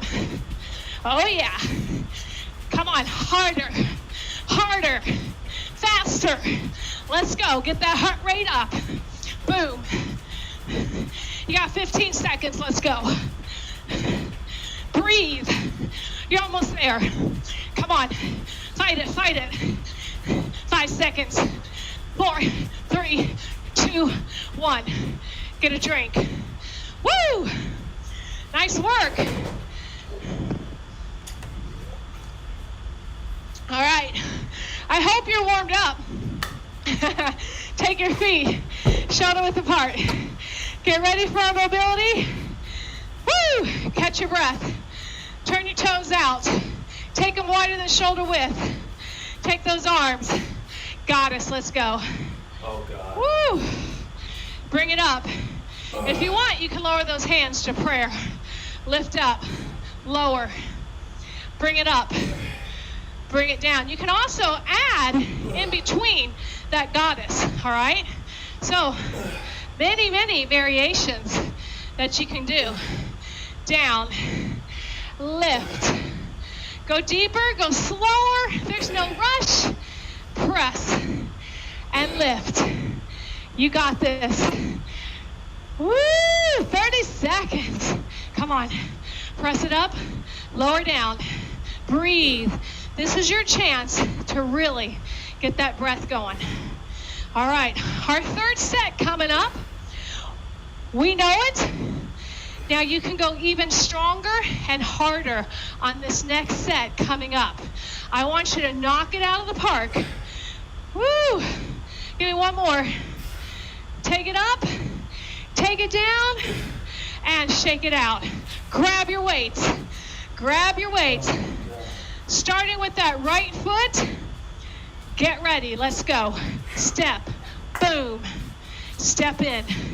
Down. Pull. Get those arms out wider. Pull those elbows back deeper. Squeeze that shoulder blade like you have a pencil in between those shoulder blades. Press off of that front foot. Hinge a little deeper. Tighten those abs. Come on, let's go. Boom. We got this, team. 30 seconds to go. Come on, fight for it. Boom. And lift. Down. Press. You have 15 seconds. Let's go. Down. Up. Press. Awesome. Come on. Down. You have 2 more, right and left. Give me 1 more. Down. Woo! Take it up. All right, get those weights. Set them up. I want you to go deeper into that back lunge. Let's go. Drop it. Down. Press. Down. Press. Beautiful. So, focusing on your form. Getting your arms straight over the shoulders. Shoulders right over the hips as you drop that back knee. Beautiful. Nice, Leslie. Come on. Woo! That's it. Come on. Natalie, fantastic. Karen, let's go. Down. 30 seconds. We got this, team. Wayne with the big guns. Down, up. Fantastic. Come on, press. Woo! You're almost there. Come on, fight it. Down. Press. Down. Guess what? 3 more. Take it down. Woo! Give me 1 more. Down. And take it up. Fantastic work. All right. Last set of hit. We got star jack or you got regular jack. Are you ready? Hit it. Let's go. Now you can also do quick. You can do star. 30 seconds. Breathe. You can go here. Make it manageable for every single person in your class. That's it. Come on. Hit it. Boom, boom, boom. 15 seconds. Or air jack. Boom. 5 seconds. Catch a break. Get a drink. Well deserved. Nice. Breathe. This is crazy. All right. My class typically goes through 2 20-ounces during a VIIT Blast class. All right, get ready. We got cross country for 5, 4, 3, 2. Hit it. Now this is where you want to pump it. If you want to change directions, you can change directions. Boom. Giving you variations. Giving you variety. Boom, come on. Boom. Woo! Pump it. Pump it. Harder. Let's go. Woo! Pump it out. You're almost there. 15 seconds. Let's go. Woo! Breathe. Get a drink. Fantastic work. All right? So if you notice, each time around, I added or I layered. All right? You can always layer it. As long as your base move remains the same. All right? Take your feet. Going into mobility. Goddess pose. Let's go. Boom. Lift. Boom. Lift. Down. Breathe. This is your time to catch your breath. Lift. Down. Lift. Press. Up. Open out those knees out. Drop it down lower. Press. Breathe. Working hips. Knee stability. Core engagement. Woo! That's it. Down. Lift.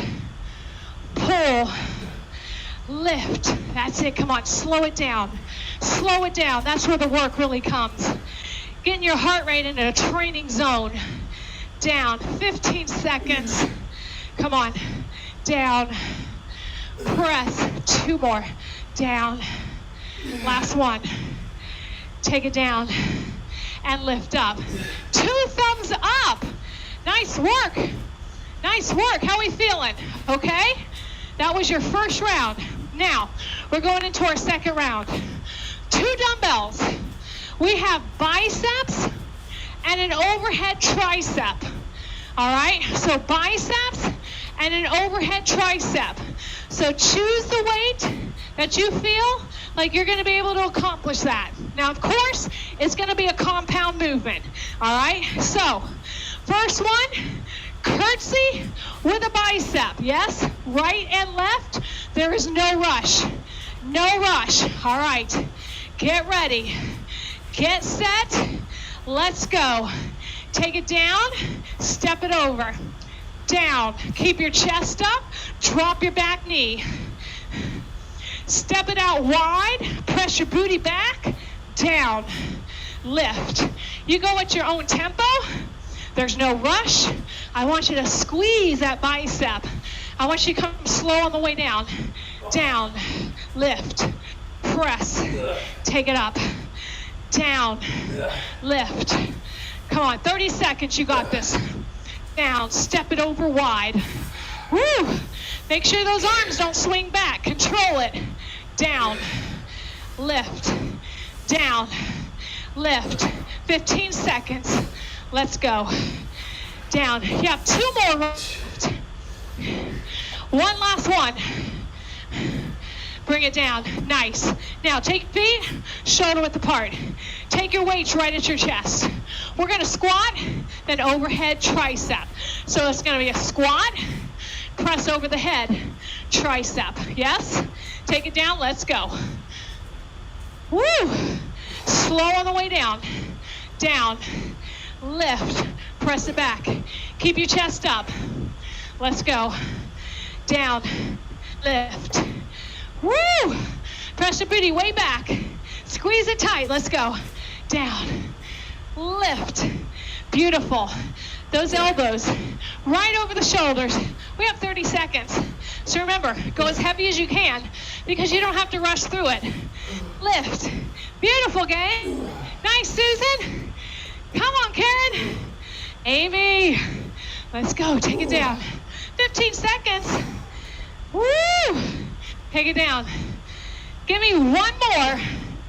Take it down. Lift all the way up.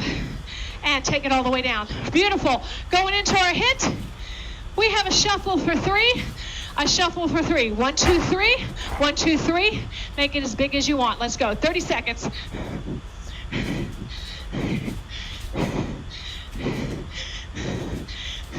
Go as fast as you want. Pick that knee up. It can also be a march and a knee. Yes? That's it. So make it attainable for every single student. You got it. Woo! Take it down as low as you can. Boom. Boom. 5 seconds. Let's go. And get a drink. Nice work. Woo! Awesome. Baby's want to kill us. All right. It's a fact. We have She doesn't want us to live. high knees. High knees in the house. Bring your arms parallel to the floor. They do not move up and down. That means you have to bring your knees all the way up. That could be low impact. It could be high impact, right? So low impact is here. High impact can be one at a time or tempo. Are you ready? Yeah. Ready, set, hit it. 30 seconds. Or you're here. Or you're here. But drive that knee up. Drive it up to match that hand parallel to the floor. Let's go. Up, up, up. Higher. Lift. Up. Woo! We are on fire. Nice. Come on. 5, 4, 3, 2, 1. Get a drink. Nice work. Oh my goodness. Catch your breath. Drink up because we want to blast as much fat as possible. All right. I'm going to preview what our mobility is going to be.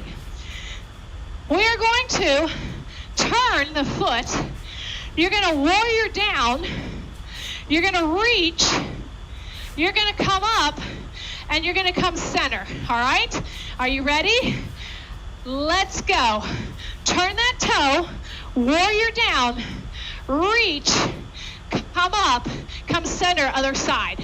So again, there's no rush. Go deep into that lunge. Reach as far as you can. Come back up. Straighten it back up. Turn that toe. Drop into the hip. Reach. Come back up. Breathe. Come up. Do not rush. Do not rush. Press. Reach. Again, hip mobility, knees, and trunk. Yes? Reach to the sky.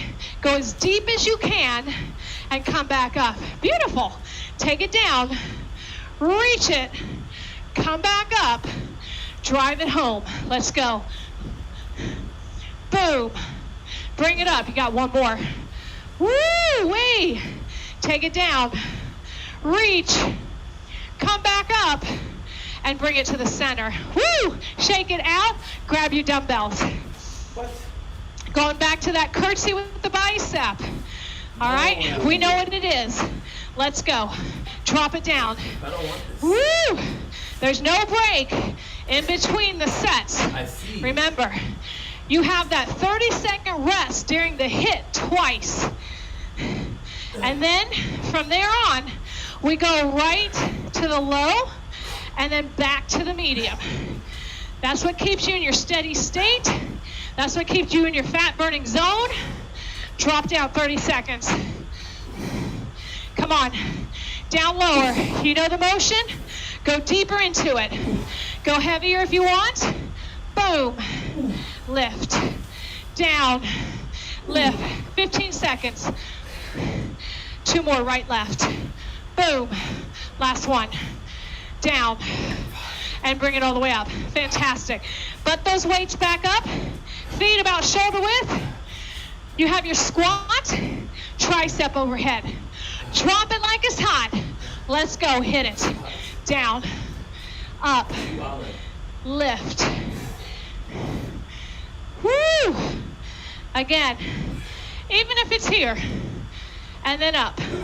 All right? So, and if someone has shoulder problems, guess what? They can do a tricep kickback. There's no right or wrong. It's all in the exercise prescript that you have, that you wrote out for your class. Down. Lift. 30 seconds, let's go. Boom.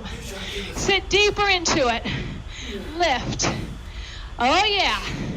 So not only is this a tricep, but it's a shoulder, yeah? Lift. Woo! One more. Lift. Take it down. and bring it all the way down. Fantastic. Take those weights down. Going into our hit. 30 seconds, as hard as you can go. We have that shuffle. 4, 3, 2, let's go. Again, you can march it, but I want to see that knee drived up. I want to see, no matter what option you choose, you have to put your all into it. We want to get that heart rate, 90% maximum heart rate. Let's go. Drive it up. Woo! Boom. Boom. 5 seconds. Let's go. Earn that break. Woo! Catch a break. Get a drink. We want to earn our shower, and we want to kick our trash today. Let's go, team. All right. What's next? High knees. High knees. All right. So again, I want to see your arms parallel. So this is your time to coach. This is your time to coach your students of what you want to see. All right. Pull your shoulders back. Abs in tight. Let's go. Knees up. Boom. Woo! Or you're here. Or you're here. One high. Boom. You choose your intensity. This is your workout. Boom. Up. Up. Nice. Come on, we got this. 5 seconds. Hit it. Get a drink. 2 thumbs up. Earned your shower on that one. Woo. All right. Oh, shit. Warrior lunge. Yes. I'm going to add a little component in the middle. All right. So I'm just going to add on. All right. You don't have to. All right. You don't have to. Turn your toes out. We're going to go to the left this time. Catch your breath. Catch your breath. All right, let's go. Warrior. Reach. Up. Lift. We're going to hinge forward. Down. Lift to the right. Down. Lift. Reach. Up. Hinge forward. Flat back. Come all the way up to the left. Down. Each time you're going down a little deeper into that warrior and lift. Hinge forward, down. Lift to the right. Low. Reach. Lift. And up. Hinge forward, down. And lift. Feel that stretch. Down. And reach. And lift. And press. Come on. Down. And lift. Last set right here. Low. Reach. Lift. Hinge it forward. Last set. Down and up. Grab your weights. All right, this is our last set. We know what it is. We're going to hinge back. We got that curtsy. Are you ready? Let's go. Down. Down. Come on. Press. You got this. Go low. Squeeze that bicep tight. Come on, press it. Down. Let's go. Down. Lift. Down. Lift. Go deeper. Come on. Press it. Down. Elbows in tight. Press. Nice. Come on. Press. Drop that hip. Go deeper. Press it down there. Woo! 20 seconds. Let's go. We got this. Make sure you don't swing those arms. Control it. 15 seconds. Woo! 2 more. Last one. Come on. Press it down. Awesome job. Fantastic. Feet hip apart. Take your weights right at your chest. Squat down. Are you ready? Yeah. Get set. Okay. Go. Tricep. Lift. Down. Woo! Down. Press. Elbows in tight. Take it down. Lift. Press. Fantastic. Come on. Press it down. Lift it up. Elbows in. Squeeze. Down. Lift. Very similar to Press. I need it. Up. I love it. Down. lift, squeeze. You got to brace those abdominals. Let's go. Take it down, lift. A little lower, keep that chest up. Drive those elbows so they're facing forward. You're almost there. We got 15 seconds. Let's go. Take it down, lift up. Woo, give me one more. Take it down, lift up, drop it, and bring it down. Woo, take those weights down, catch your breath. All right, we got that shuffle. This is our last round, guys. Are you ready? Yeah. Let's go. Boom. Drive that knee. Come on, higher, lift.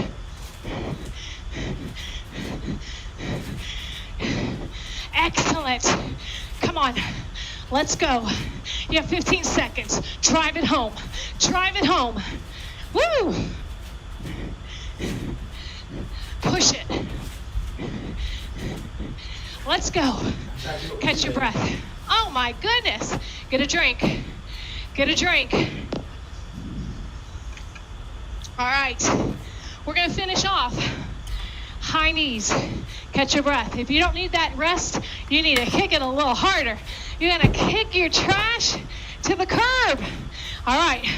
Bring those arms. Now, on this next set, I want to see knees even higher. I need you to drive them up towards your hands versus dropping the hand. Yes? All right. 4, 3, 2, hit it. Let's go.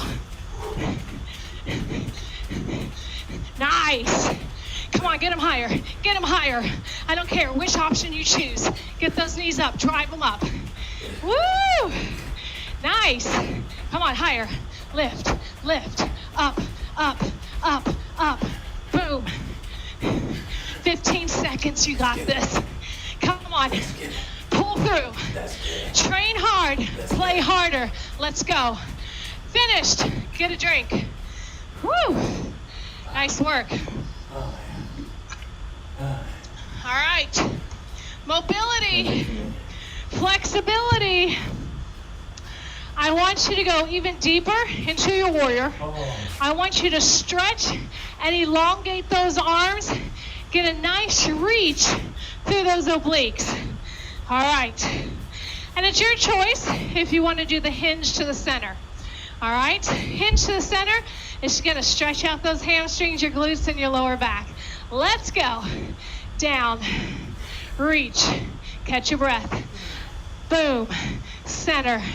Hinge, lift, down, lift, down, up, press. Woo! Each time you're going down a little deeper, getting a full stretch, engage your core, your abdominals, extend those arms even longer. 30 seconds to go. Lift, press, up, down, lift, press. Come on. Up, down, lift, press. Almost there. Last one. Bring it back up. Hinge it forward and come all the way back up. Nice work. Get a drink, grab a mat. That was our second round. 2 thumbs up. How's everybody doing? Heart rates, where are we? A 6, a 7, 6, a 7, an 8. All right, grab a mat. Grab a mat. All right, next one. We have an inchworm. All right, I'm going to give you a couple options for your inchworm. Feet about shoulder width apart. First option, bend the knees. Walk it forward to a tabletop, walk it back, come all the way up. Second one, walk it all the way out, come all the way back up. All right, or you're gonna keep your legs straight, and then you're gonna give me a push-up, a tricep push-up at the bottom, all right? You're probably gonna get about maybe, 6 in. All right, again, there's no rush, all right? No rush. So you're going to stand to the back of your mat. All right. And and we're going to inchworm it down. All right, your choice if you want to give me a tricep push-up and you come all the way back. We have 1 minute to go. You can also bend the knees at the bottom and give me a tricep push-up and come back up. Well, hello there, sir. That's Mr. Cinnamon. And walk it out. You can bend the knees and give me a tricep, or you can just hold that plank and then come back up. Squeeze your booty. Take it down. Boom. Take it back up. Walk it back. Nice. You got 30 seconds. Let's go. You can hold a plank. You can come back up and lift. Boom. Nice. You can hold a tabletop if you want. Beautiful. Guess what? Give me one more. You're going to stay down into that plank. Now, it could be a full plank. You can also bend the knees. All right? We're going to drop the elbows down, down, up. Let's go. Down, down, up. Now, you can be in a full plank if you want. You can also get those elbows so they face forward. Just make sure you're alternating right, left. Boom. Lift. Nice. Excellent. Down, down, up, up. Drop it, lift, lift. Drop it. Engage your abdominals. Woo! Come on, 30 seconds.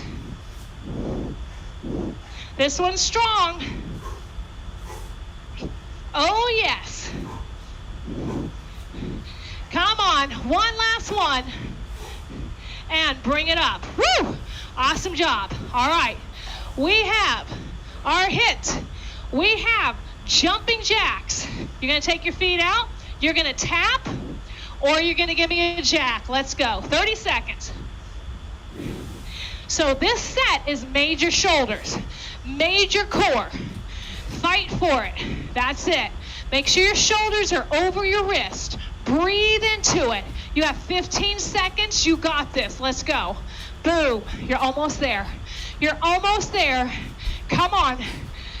5 seconds. 5, 4, 3, 2, 1. Breathe. Get a drink if you need. Catch your breath. I know that is a tough one. That is a tough one. All right. Next one, we have mountain climbers, all right? Now, you can always do mountain climbers on your gliders if you want, and we're going to add some direction to our mountain climbers. So it's going to be a mountain climber to one side, and then a mountain climber to the next side, all right? Get ready. Tighten your core. Get ready. Get set. Let's go. So add some direction. Bring it back. Add some direction. Bring it back. Tighten your core. Breathe. You're almost there. Come on. Fight for it. Fight for it. Woo! Oh, these look fantastic. Come on. Breathe through it. You got 15 seconds. Push your limits on this set. Come on. You know you have a break after this one. Come on. 5 seconds. 5, 4, 3, 2, and 1. Oh my goodness. Woo! All right, we're gonna lay it down. You're gonna roll it down. You're gonna roll it up, and you're gonna give me pump, pump, pump, and then you're gonna roll it down. Let's go. One vertebrae at a time. Pump, pump, pump, and then you roll it down. One vertebrae at a time. Then you come all the way up. Guess what? You can do one leg at a time, and then you roll it all the way down. And then you come all the way back up. Pump, pump, pump, and then you roll it all the way down. You come all the way back up. Pump, pump, pump. Roll it all the way down. Woo! Bring it all the way up. Pump, pump, pump. Roll down one vertebrae at a time. That's it. Now it can also just be a roll up and a roll down. You don't have to pump the legs if you don't want to. Roll it all the way down. Bring it all the way back up. Pump, pump. Give me one more.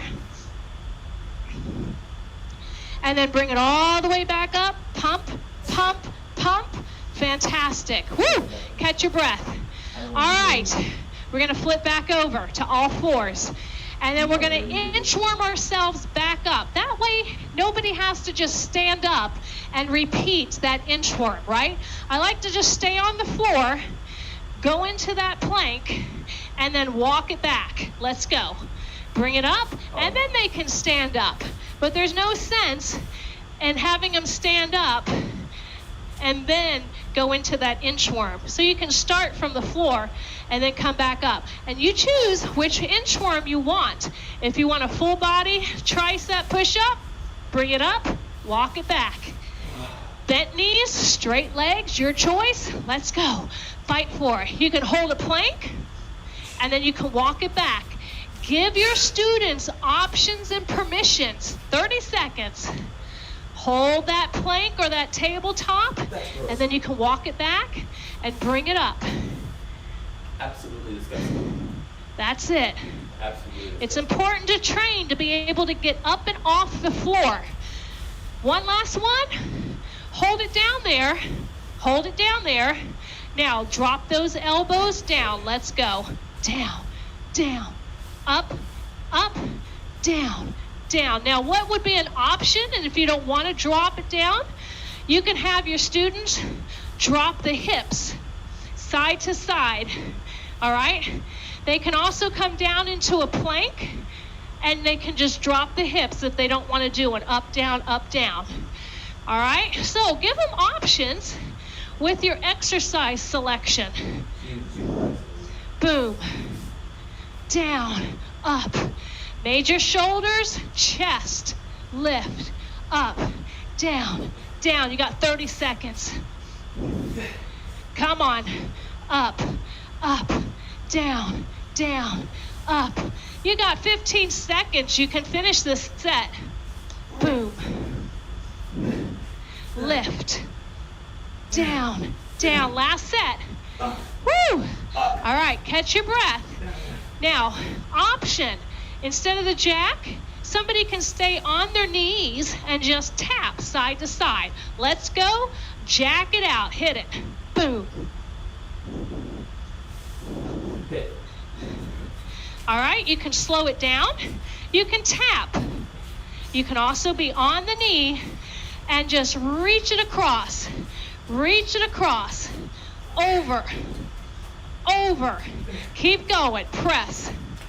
Press. Fantastic work, team. Come on. You got 10 seconds. You got 1 second, and bring it down. Whew. Catch your breath. Catch your breath. Awesome job. All right, you got 30 seconds. Catch that breath. Woo. Fantastic work. All right. We're going to go back into that mountain climber. All right, again, this is major shoulders, major core to finish off our set strong with our VIIT Class. All right, let's go. Mountain climbers. Move it over. Transfer it. Boom. That's it. All the way across. Bring it around. Nice. Come on. Reach it across. Working shoulder stability as you work through those range of motion. Keep those hips down as low as you can. And break. Woo! Fantastic. Awesome work. All right. 30 seconds just to catch your breath. Now, I'm going to mix it up on this next set. All right? We did a pulse for 3 on that mobility. On this one, we're going to work on a little flexibility. You're going to roll it all the way down. You're going to extend both legs up. We're going to do a scissor. Right, left, right, left. Now, I want your shoulder blades up. If you need to cradle your head, take your hands behind, but I want to see straight legs. Out, out, press. Nice. Come on, reach it up there.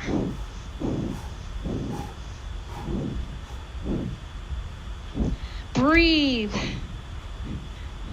Awesome job. Almost there. And bring it all the way down. Woo!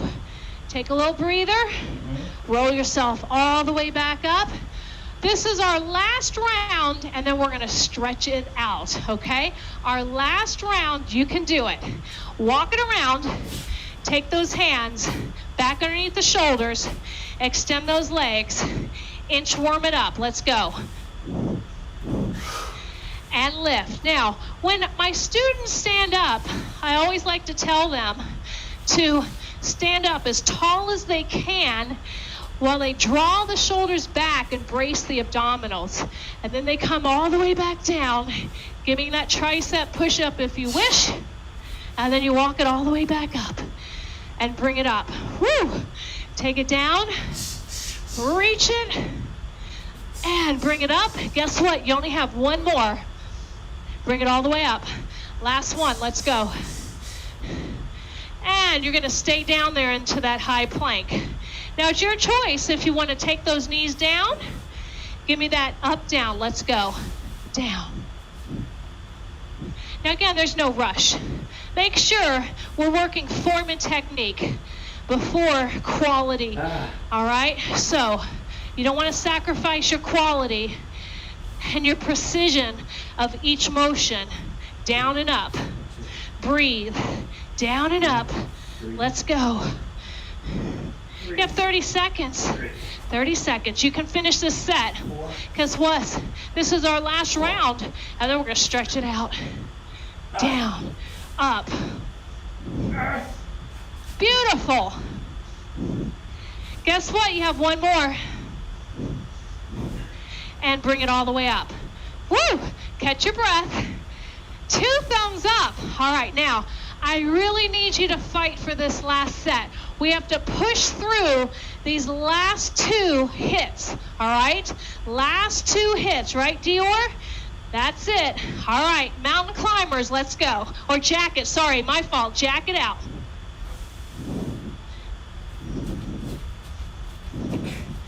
All right, you can tap it.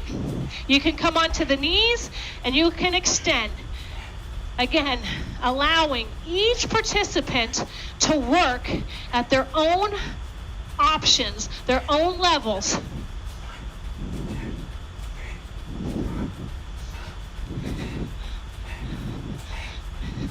Come on, press it through. Almost there. Woo! Take it down. Catch your breath. Awesome. Woo! All right. Mountain climbers, we can do this. Mountain climbers, right, Dior? That's it. We can do this. We can do this. All right. Mountain climbers, your choice if you want to add direction or stay stationary in one place. Get ready, get set, and let's go. Boom. Walk it over. 30 seconds on the clock. Come on, push it, push it, push it. Driving that knee towards your chest as you walk it over. Now you can also just go slow and pull the knees and walk it. You can also just hold a plank. 15 seconds. Choose what feels good on your body. And bring it down. Oh my gosh, guess what? This is your last set. This is your last set. All right. We are going to roll it all the way down. You're going to bring your knees parallel. You're going to take your hands behind. We're going to crisscross it slow, right and left. Making sure that you have a little pelvic tilt in your spine as you reach that leg long. Pull that elbow back. Reach. Over. And press. And press. And reach. Nice. Open it out. Extend. You're holding that leg out there, bracing the abdominals. Now, if it's too hard, guess what? You can just tap one foot. But I want that elbow out wide. You're leading with your shoulder. Bring it around. Bring it around. It's slow and controlled. Reach. Reach. Reach. Out. You got 30 seconds. Let's go. Fight for it. Nice form, everybody. Fight for it. 2, Long and 1, lean legs 0. all the way out. Come on, you got this. You have 15 seconds. 15 seconds. Push through. Push it through. 5 seconds. 2 and 1. Woo! Pull those knees into your chest. Pull those knees into your chest. Woo! Nice deep breath in and out. You guys jammed it. You made it through your very first VIIT Class VIIT program. We're going to drop those knees to the right, and you're going to look left, letting that lower back release. Right. Take deep, full breaths in and out. Fantastic work. Now I want you to roll towards your legs, and you're going to pull that top knee back, stretching through your quad. Back. Push your hip forward as you draw that foot back into the heel into the glute. And slowly bring it back to the center. Pull that knee in, and I want you to circle that left knee, that left ankle. Reverse that ankle.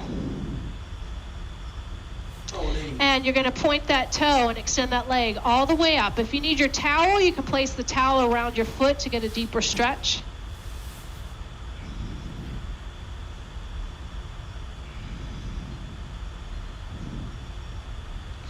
Now, I want you to draw that ankle toward your chest as you press your knee outward. Get a deep stretch to the hip and just kind of rock your hip side to side, or that knee side to side, going deep into that hip.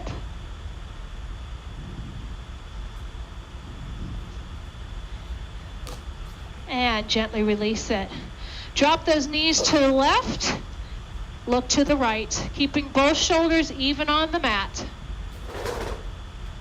Taking deep, full breaths in and out.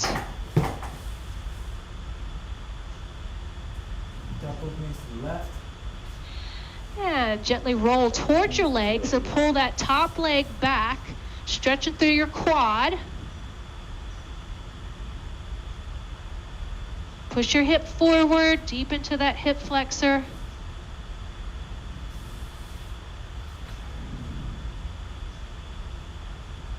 And gently roll back onto your back and circle that ankle and reverse it. Point your toe, extend that leg all the way up. Press through the back of that knee. Full extension through that hamstring.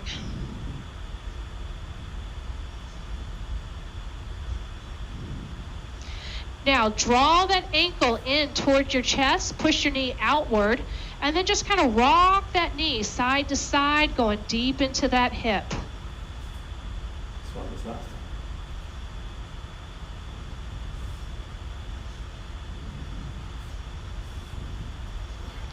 And slowly lower it back down. Reach those arms over the head. And I want you to give me a little pelvic tilt as you press that lower back down into the mat, and then peel one vertebrae off of the mat and push right up into a bridge. Letting that lower back release. Tighten your abdominals. And slowly lower one vertebrae all the way back down. Draw that right knee in. Draw the left knee in. Lift your tailbone off of the mat. Gently roll yourself all the way up. We're going to come over to all fours. Bringing those knees stacked underneath the hips. Shoulders stacked over the wrists. Spread your fingertips. Give me a little cow, cat stretch. And let the rib cage sink down as you extend that chest forward. Push your shoulders away from the mat. And again, draw the navel towards your spine, tuck your head, and press it back down, extend up. Now, curl your toes under, and then we're gonna gently press those hips back up into down dog. Press those heels down, lengthen through the spine, Shake your head yes, shake your head no. Pedal out your feet or your legs. Get a deep stretch through the calves. My body's so tight. And then we're going to slowly walk our hands back towards our feet. Hands back towards our feet. That's Let good. that upper body just hang straight down. Let the tension go through the neck. Whoa. We're going to take those hands right on top of those thighs and then gently extend that upper body forward. That's it. And then tuck those hips under, drawing the navel towards your spine. And then again, press forward, lengthen. One more time, drop it down, roll one vertebrae all the way up. Take a nice deep inhale up, straddle your feet, and stretch it over. We're going to reach all the way down that right leg, pull your left shoulder back, and then cartwheel all the way over. Reach, pulling that right shoulder back, and coming back to the center. Take a nice deep inhale in. Lace those fingertips, gently round forward, and scoop it all the way up, and open it out, and shake it out. 2 thumbs up. You can unmute yourself. Let me know how you feel.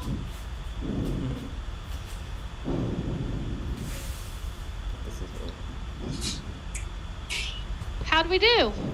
Great. We did great. We feel great. You feel great? Awesome. Feel awesome. I feel like noodles. Noodles, right? It's Yes. like noodled out, right? Yes. Great workout. I know.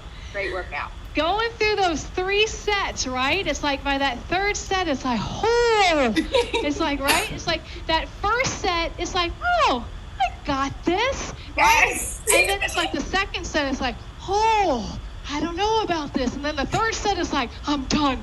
Yes. Exactly. So, and that's what I want you guys to experience, because that's what your students are going to experience too, right? So Right. it's going to be like, oh, this is easy. And then it's like, then it's like, oh, we're going to repeat it. It's like, oh, right? So, but that did you notice though how important that repetition was? Because the first one's just kind of that, like, you're just getting into it, you're understanding what the motion is, and then that 2nd time around, it's like, okay, I got this, I can go a little deeper, I can work on my form, I can work on my technique, and then on that 3rd set, it's like, okay, now this is no joke, I really have to push through, right? So it's that 3rd one is that's that push that you have to get through.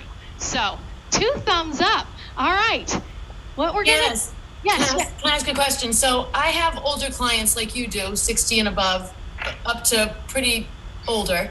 How can you get them, like, they do the mountain climbers, they do them, at their pace they're comfortable with. Any suggestions on how to get them to do a little more? A little more, right? It's like a fine line, because you don't want them to get hurt. Yeah, exactly. And that comes from teaching them progression. Okay, so what I do is, let's just take a push-up for example. So with my older clients, most of them are doing a push-up from, like, let's just say a tabletop position, right? Yep. So then the next progression I'm going to have them do is go into a plank position, low plank. So this is the tabletop, right? And they've got their push-ups down. So then what I'm going to have them do is walk their knees back, come forward, so they're in a plank position, so now those abdominals have to engage, right? Yeah. And then they come up. Maybe it's just one leg. But what I try to do, going back to the mountain climber, is the progression. So maybe one week they were able to do it the slow version, right? So maybe they were in all fours and they just tapped one foot back. The next week, I'm going to have them continue to do that, but then at least give me 2 where you're in a full body position and you just do a slow knee, right? And then they can go back to here, okay? Then on that next round, can you give me 4 of these, okay? So each time, each week, you want them to progress. Maybe it's 1 rep, maybe it's 2 reps, to the higher option, right? Yeah.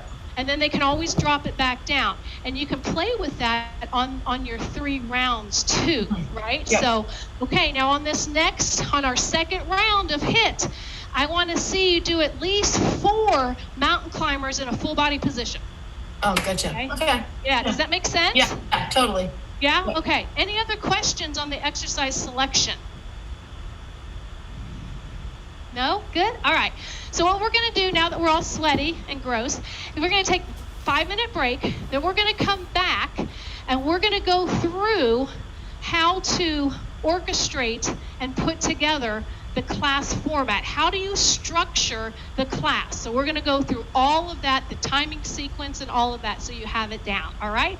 So we'll take a 5-minute break, dry off. If you want to change your clothes, get out your wet clothes, go for it, get a drink, and then we'll be back at 5, okay?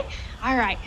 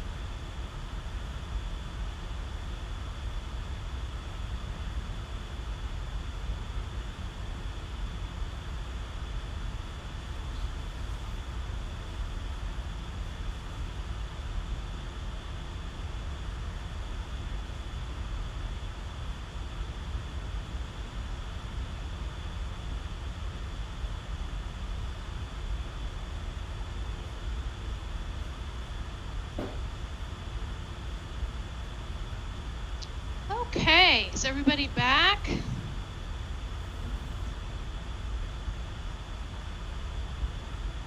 I'll wait for everybody to come back on.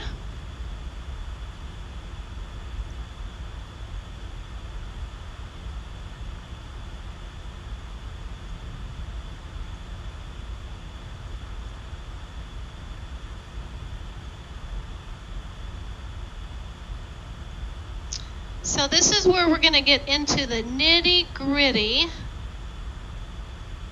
of how to develop your Fit Blast Fit program. I don't know, it probably sounds the same, fit and VIT. I have braces, so sometimes it kind of blends into one another. It's like fit. So, all right. And this is where if you guys have questions at any time, feel free to unmute yourself and just pop on and just ask a question, because this is where we're going to get into the nitty-gritty of how to actually develop your class program.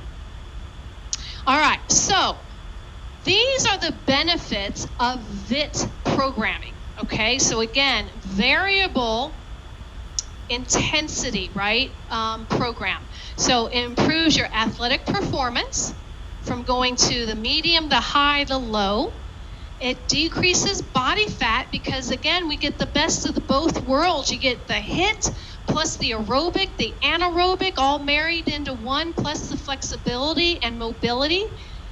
It improves mental well-being because people have to think, even though it's pretty the choreography isn't that complex, but remember, anytime you add a compound movement, right, it makes the brain work harder. So instead of just doing a lunge and being able just to focus on your form on the lunge, I asked you to do a shoulder press at the same time.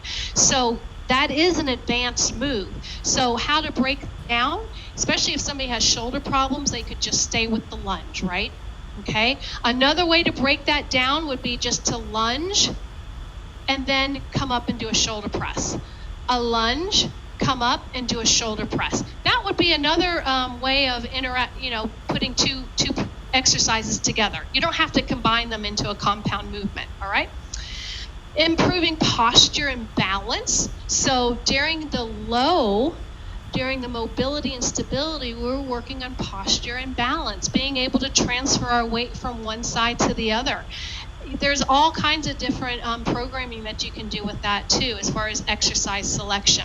And then again, it's a stress relief. You could add in some kickboxing in there for stress relief, but it's just a good way to detox and de-stress from life for the hour.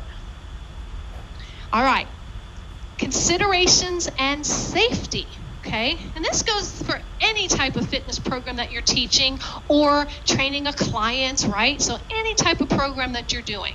First, you need to determine how fit are your students, endurance-wise and strength. How strong are they cardio-wise and how strong are they strength-wise, right? So we need to know where our students stand, because with our exercise selection, we need to choose appropriate exercises for the average person in our class, all right? So how strong are they cardio-wise and strength-wise?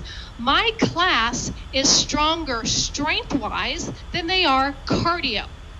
So what I do on my off days is I do more cardio with them, just to really amp up lung capacity and heart strength, okay? So I know that about my group. The majority of them are much stronger than they are cardio-wise.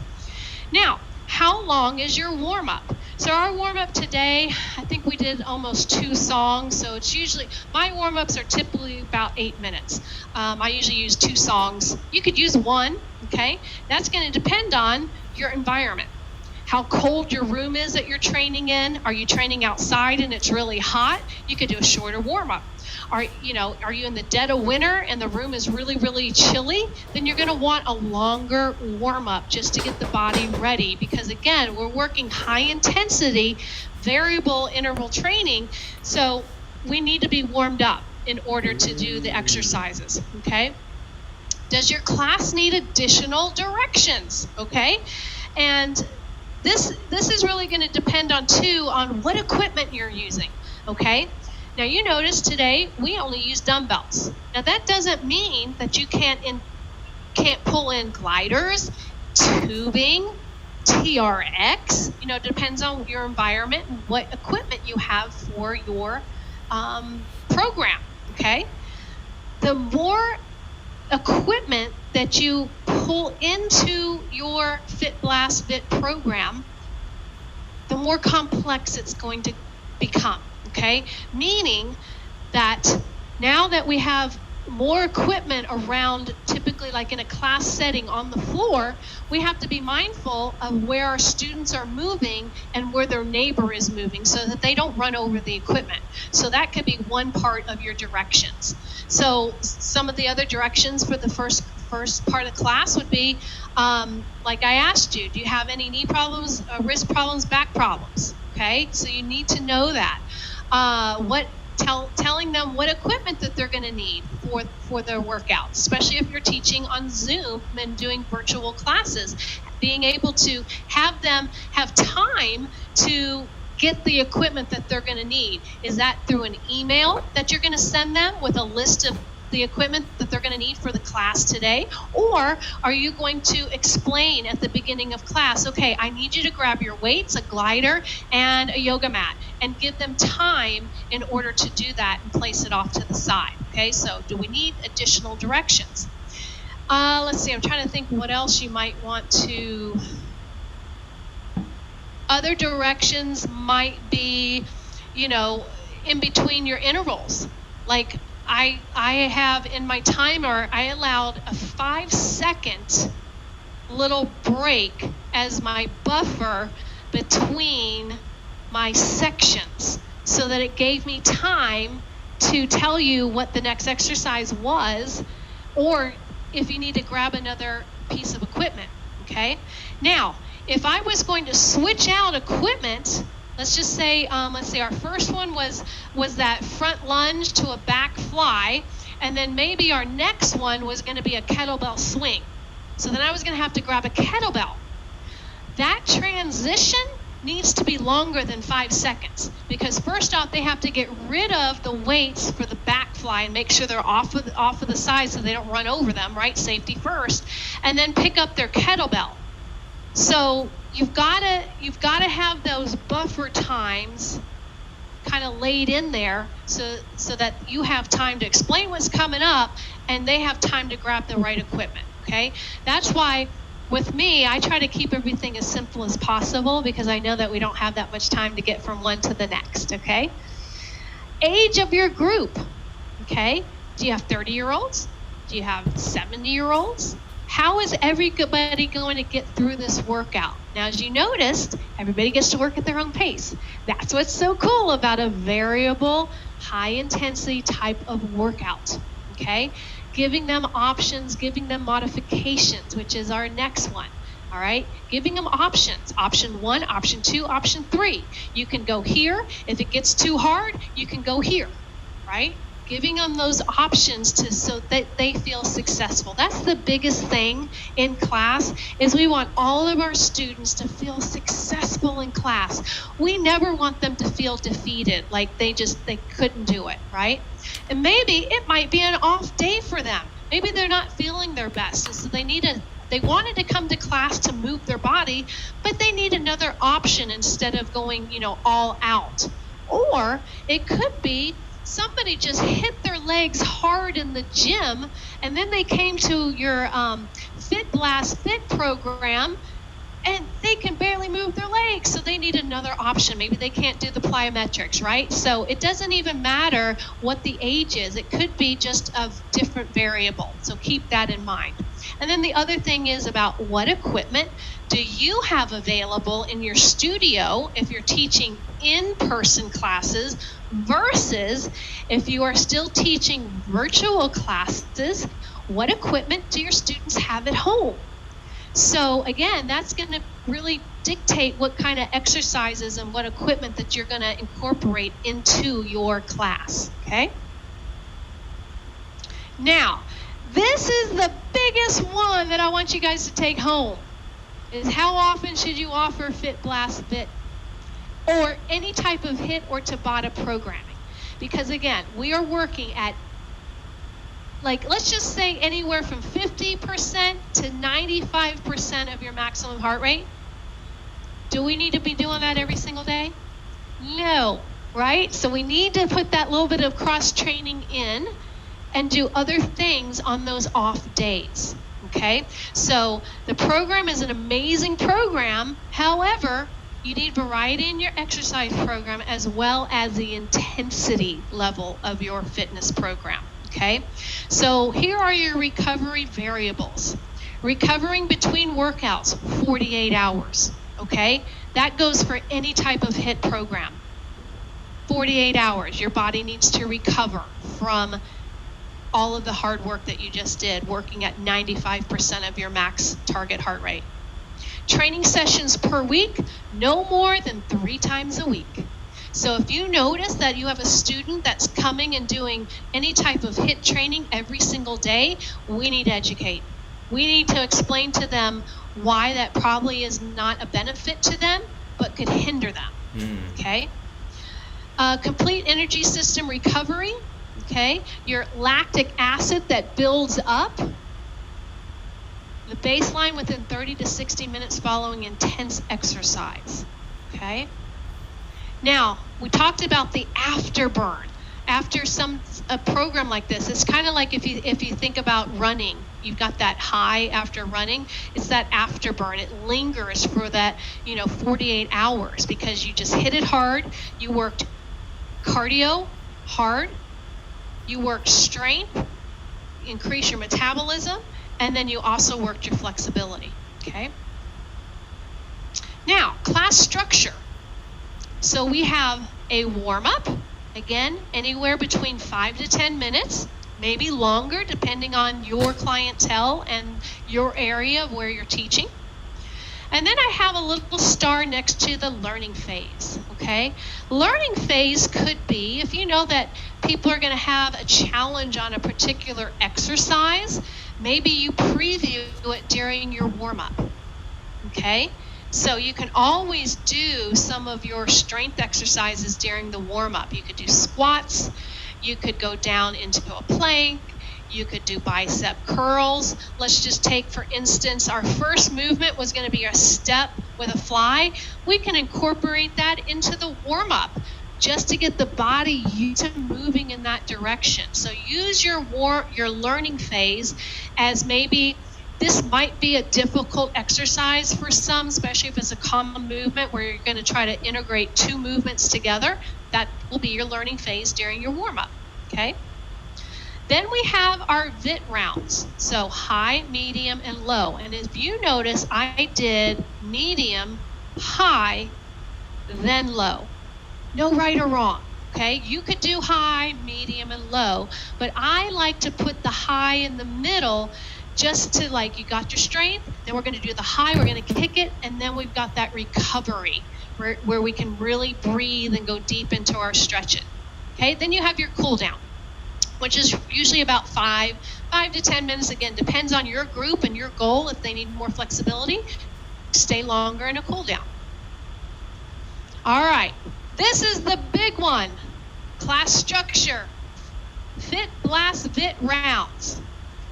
Our round was 5 minutes each, repeated 3 times.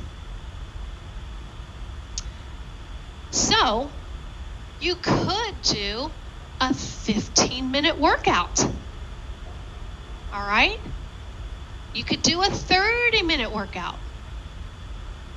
You could do a 45-minute workout. So here is the breakdown. Medium, which is your strength section, 2 minutes in length.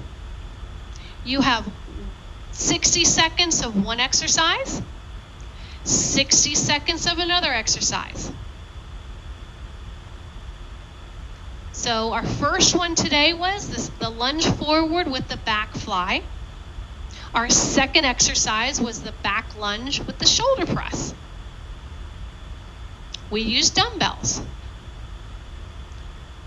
Then I gave you 5 seconds to put your dumbbells off to the side so you wouldn't run over them, so we don't want to cause injury. And then we did our HIIT, 2 minutes. We did 30 seconds of a cardio, 30 seconds recovery. 30 seconds of cardio, 30 seconds recovery.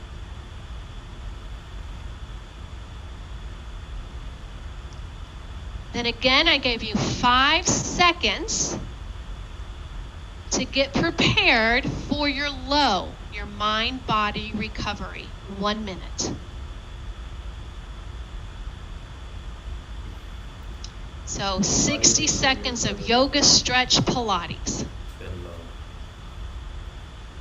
It could be balance. You could do a tree pose.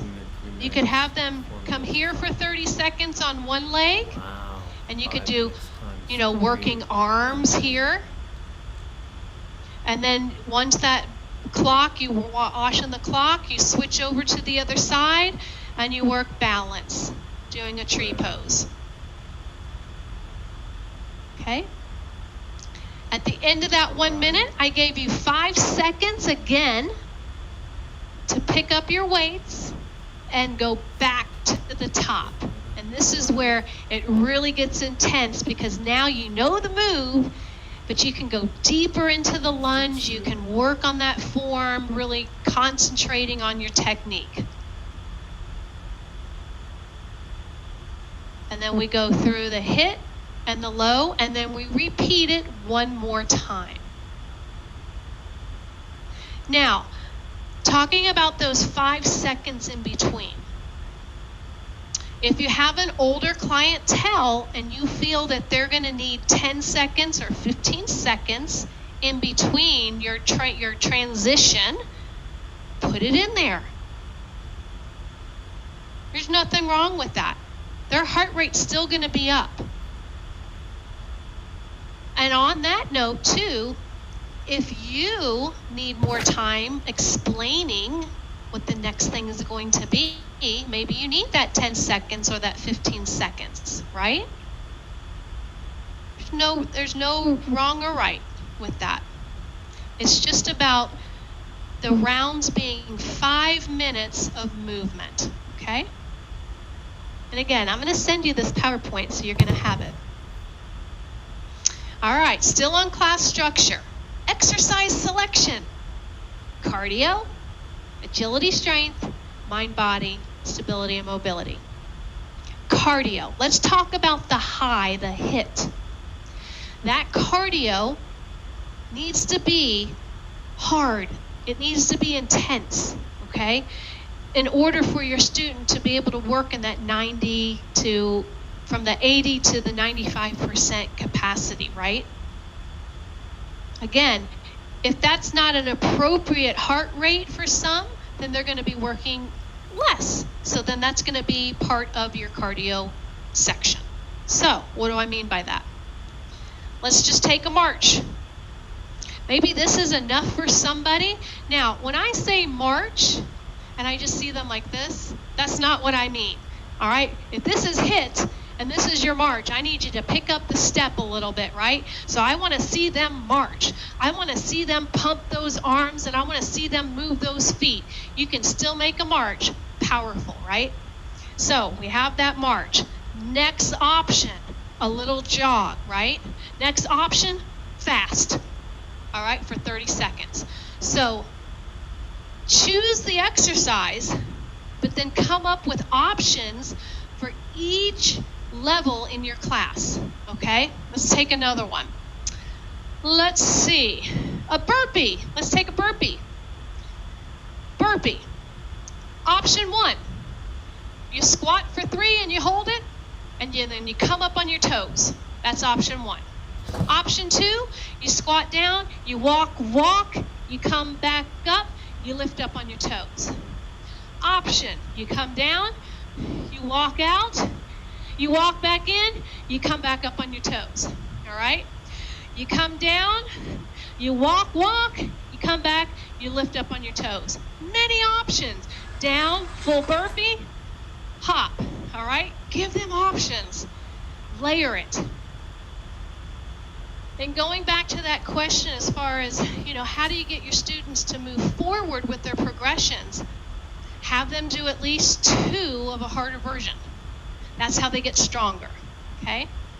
Strength and agility. So strength, I like to have a well-balanced, so meaning we did a back fly, then I wanted to make sure that we did some type of push-up or chest exercise. It could have been a dumbbell. We could have laid down and just done a chest press, right? So if I'm working one muscle group, I want to then work the opposing muscle group, usually in a class so it's well-rounded, so we're hitting all the different muscles. We did a front lunge. We did a back lunge. We did a squat. We did biceps. We did triceps. We did a shoulder press, and then we did core, all right? So just make sure that you have your strengths in there, because if you noticed, and we'll get down to this with the choreography, but we only had 3 rounds of VIIT, meaning we had cycles within each one, but we only had 3 rounds of VIIT. Because if you consider round 1, 5 minutes each, you had 3 of them, that makes 15 minutes. Round 2 is a total of 15 minutes, bridging that to 30, okay? Round 3, 15 minutes brings you to 45. You have your warm-up, you have your cool-down, and then you have your 5-second breaks in between. Remember, the 30-second recovery is already built into your 5 minutes. Okay? So I'm only doing 3 rounds of VIIT to make up an entire class. Okay? It kind of saves on the brain work as far as coming up with all your exercises. You don't have to come up with with a multitude of different things, right? And then you've got your mind body, which is just your flexibility. So then we have equipment selection. All different things. Stability ball, gliding disc. Gliding discs are great. And if people don't have gliding discs at home, guess what? Not a problem. If they have a paper plate or a plastic plate, if they're on floor or carpet floor, they can use a paper plate and plastic plate. If they're on tile or a wood floor, they can use 2 towels, 2 hand towels. All right? Gliding discs are awesome. And if you go to my YouTube channel, there's a bunch of stuff on there with gliding discs. Body bar, if you use body bar, TRX. This is a great program to do with TRX, even though sometimes the transitions can be a little tricky. So if you are going to be doing it with TRX, you want to make the exercises simple, or the transitions simple. A heavy bag for kickboxing. Booty bands, one of my favorite tools. Booty bands, kettlebells, benches, and wall, taking people to the wall for wall squats and all kinds of stuff at the wall. And then if you use a step bench, I use a step bench all the time in my class. All right, so those are some of the equipment selections that you can use for your Fit Blast VIIT program. All right, let's talk about music. All right, so even though I train, I said my average age was 70, like 60, 70. I have a couple 80 in my class. I still use kickin' music. All right, and they like it. It's like, it makes me want to go. It makes me want to finish the set. Because if you have just soft music, it's like, oh, I can't make it through. That music needs to be driving so that they can make it through, especially the hit section. Now, if you're making a playlist, of course, you can switch out the music. So if you wanted to do more at a 130 for your medium strength section, you could do 130. And for your hit, you could do 150. So you can always switch out the music. For me, the simpler, the better. I like to keep it simple and concise. I don't want to be worrying about all kinds of stuff. So I usually just use one playlist and I use my timer, and it just makes things a lot easier for me. But your music needs to be motivating, high energy, inspiring, controlled, and it needs to match the style of the class. So a VIIT Blast HIT program is fun and exciting and high energy, and so you want that music to match. All right, safe beats per minute. Now again, this is going to depend on your clientele. Today we did 135 straight. For the warm-up, throughout, the entire class was 135. Hopefully you felt like you could get through your range of motion without rushing, okay? Sometimes I'll do 130. It really depends on what exercise selection I'm going to do, but typically people can do half time, they can do double time. So really the music, I don't really think it dictates how fast or slow someone goes, because a lot of times they don't even pay attention. It's just there for background. But if you're hardcore 32 count phrase, then you might want to stick with like a 130, 135 just so you can stay on the beat. So totally up to you. The two music companies that I actually work for, dynamixmusic.com and Muscle Mix Music, or musclemixes.com.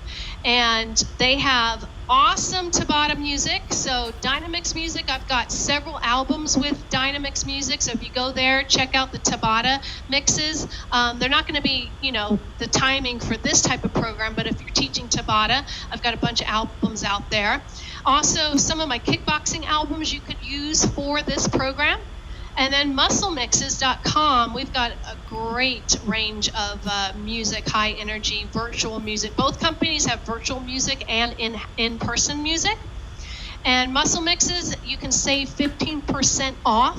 If you enter my name into the promo code, you get 15% off.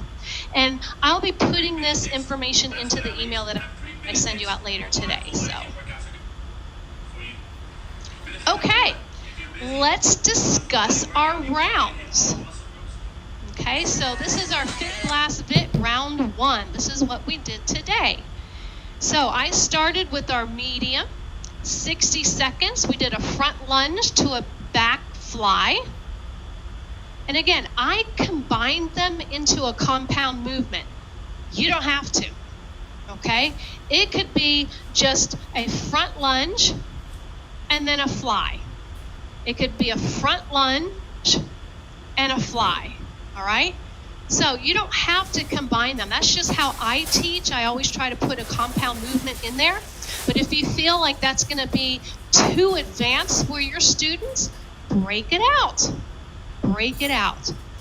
The reason I put a compound movement in there is that I'm trying to keep the intensity load up versus just focusing on one exercise. But there's nothing wrong with that, okay?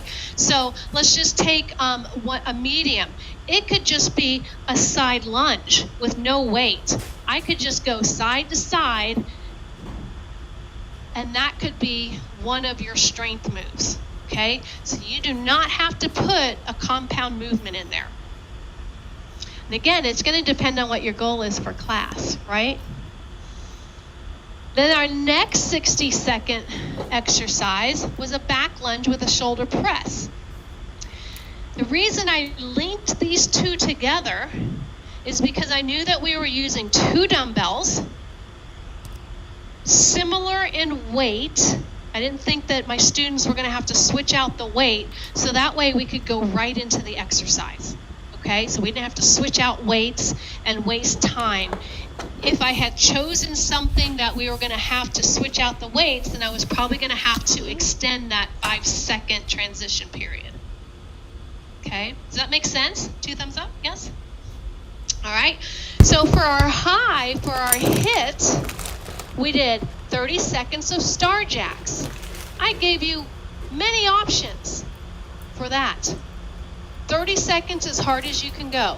Now I know on the first round I got a little excited and I forgot the 30-second recovery. So when you preview the video, just remember that I actually went from Star Jacks right to cross country and bypassed the recovery. All right, so just know that on that first round, that's what I did. And you're like, wait, where'd the recovery go? Okay, so I got a little excited. So we did Star Jacks. Then you're supposed to have, so those Star Jacks are supposed to be so intense that you really need that 30-second recovery, and I think most of you did. And it gives you the opportunity for your students to get a drink. That's the only time during their rounds that they get to have a drink is during that recovery.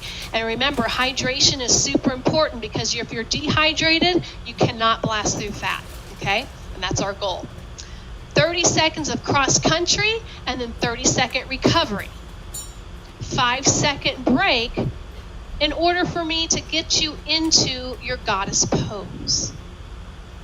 Okay? Now, if you noticed on our low intensity, I added on, right? So on the first round, I stayed with the base move just for us to get into the motion, right? And we reached up and down. And then on the second one, I added a little prayer.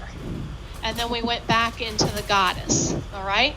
So you can add on layers if you want to during that section. You don't have to. But just make sure on this low that you're not rushing through it. This low is not about keeping that heart rate up in that intensity of 80 to 90. Remember, we're trying to drop it down to that 50, going into that variable heart rate training, okay? Because some of you, I saw that you were like going to town, like it was like this fast. And I'm like, no, you have to slow it down. Enjoy the process of the motion. It's about going as deep as you can into that motion, standing up tall, pulling those shoulders back, and going down into that motion. It's not about powering through it. You want that mobility and that stability, okay? That's super important, that 1 minute, okay? Then we repeated it. We went back up to the top, okay? Any questions on that one? Good? All right. Okay, round 2. Now this one's a little different. I did mix it up a little bit. So here I have written a kettlebell swing, but we kept that squat overhead tricep. But what I did today was a curtsy with a bicep, right? Now, we could have done that with a kettlebell. So, you know, we could have, of course, done the same thing with a kettlebell. You know, or if we went with that kettlebell swing, and then we went into the squat with the tricep. So you could just keep that same piece of equipment. Because remember, we want to keep it simple and try to keep them on the same piece of equipment. Okay? Because if not, that transition's got to have to draw out a little bit. So if you think about this too, let's just say we did a curtsy with the bicep, right? And then maybe my second exercise was going to be a glider lunge or something. That transition to get your feet, to get your gliders, to get your feet on the gliders, and then to explain what they're going to do, 15 seconds is already rolled out. Okay? So if you want to use gliders, you probably are going to want to use gliders for both exercises. All right? And there's nothing wrong with that. So we could have done gliders. I could put a glider underneath my left foot.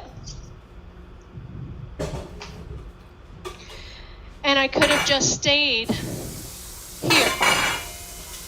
Okay? Then on the next exercise, I could have gone here. Okay? But that transition has to be simple and easy. So think about that when you're actually putting those exercises together.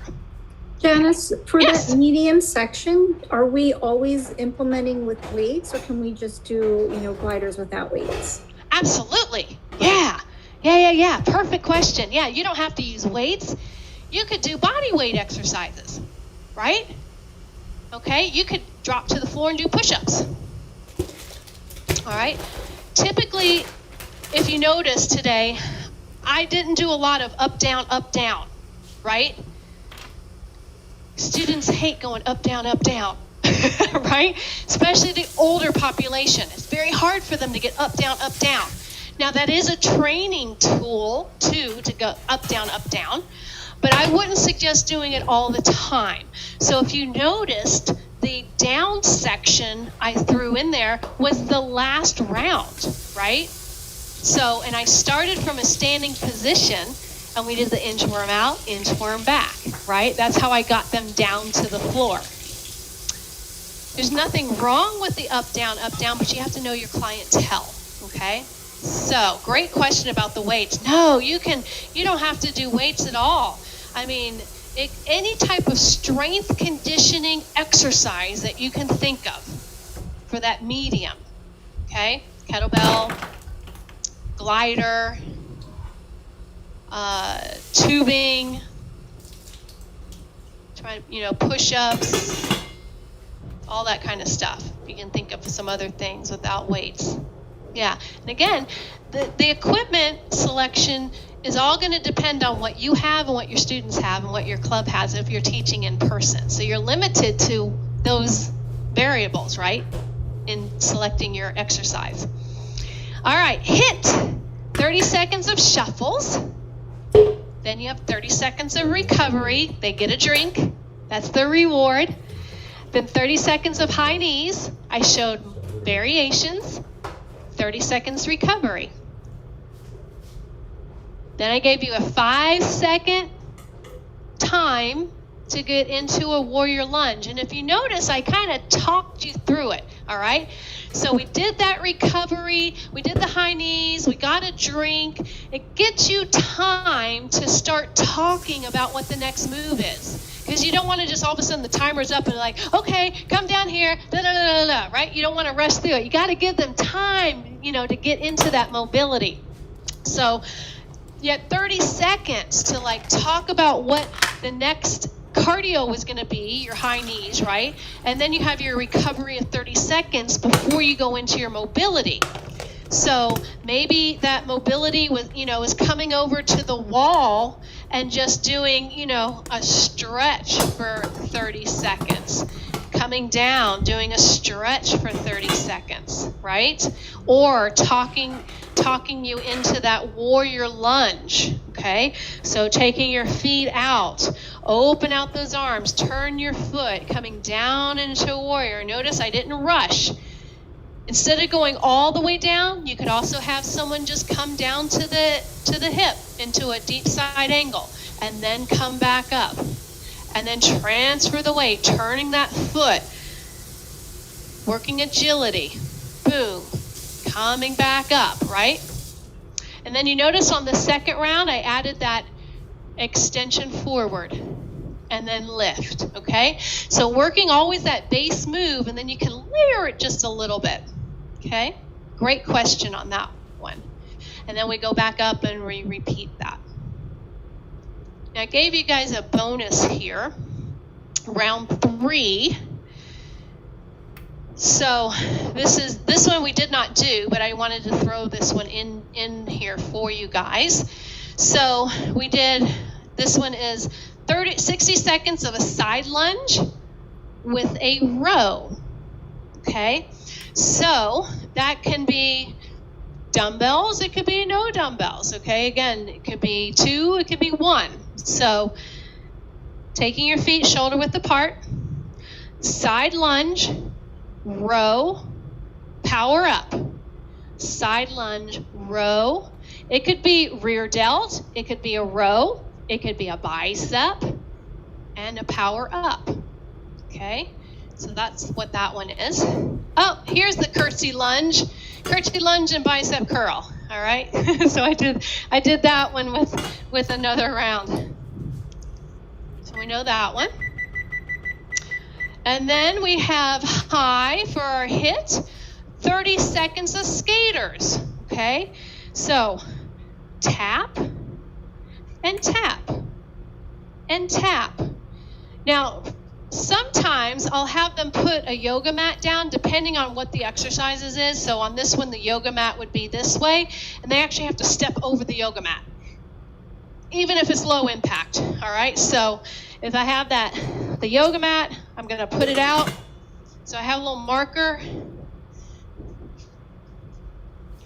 and then they have to step over it. Boom. Gives them kind of a marker of where they're going. So it could be low impact, it could be high impact, it could be fast. Boom, boom, boom, boom, right? Okay, so again, the more layers, the harder you make it, that heart rate's going to come up and get you really into that HIIT training. Then you have your recovery. Then we have 30 seconds of a broad jump with a run back. Okay? So this one, option, they step forward, they drop it like it's hot, they run back for 4. They step forward, drop it, they come back. That drop doesn't even have to go to the floor. It could be forward, here, run back. That might be enough for somebody, okay? Or option, they do a broad jump, drop it like it's hot, run back. Drop it, run back, okay? Keeping the chest up, making sure they don't drop the head. 60-second recovery. Breathe, recover, catch your breath, get a drink, explain what the next one is. Plank to a runner's lunge twist. This one I love. Now this one is going down to the floor, okay?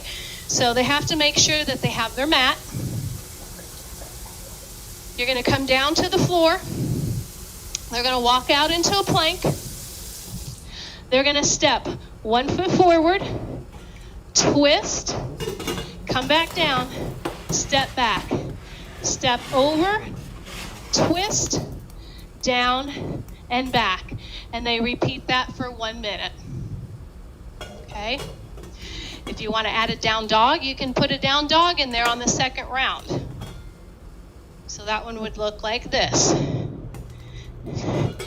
Down dog, step forward, rotate, down.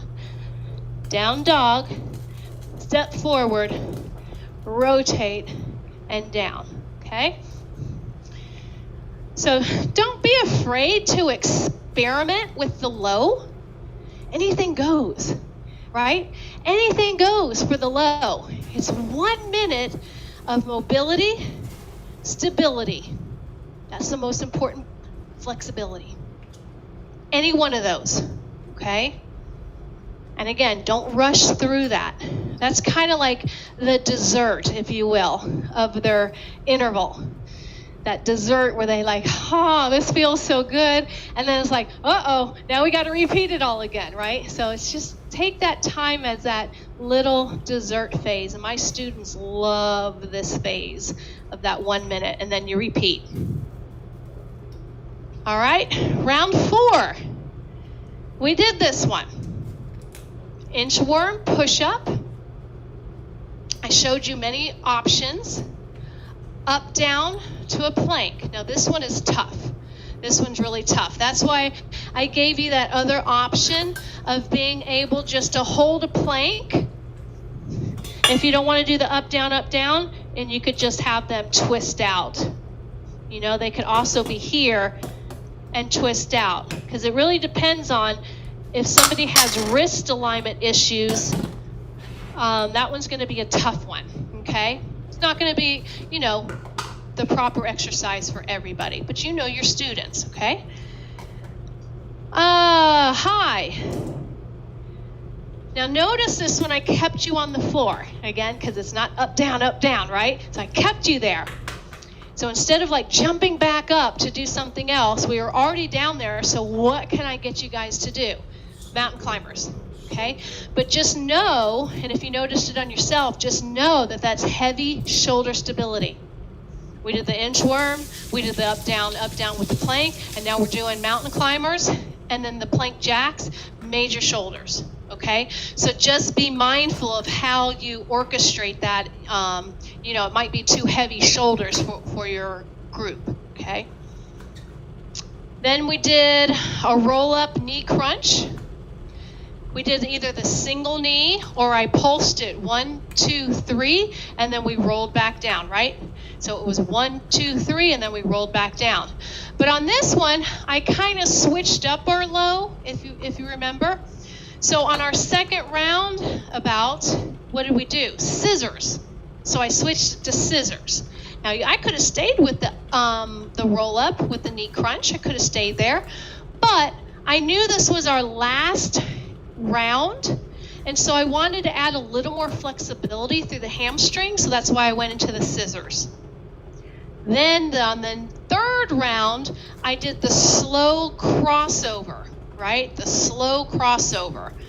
So focusing more deeply into the core and the obliques, the transverse, all of that.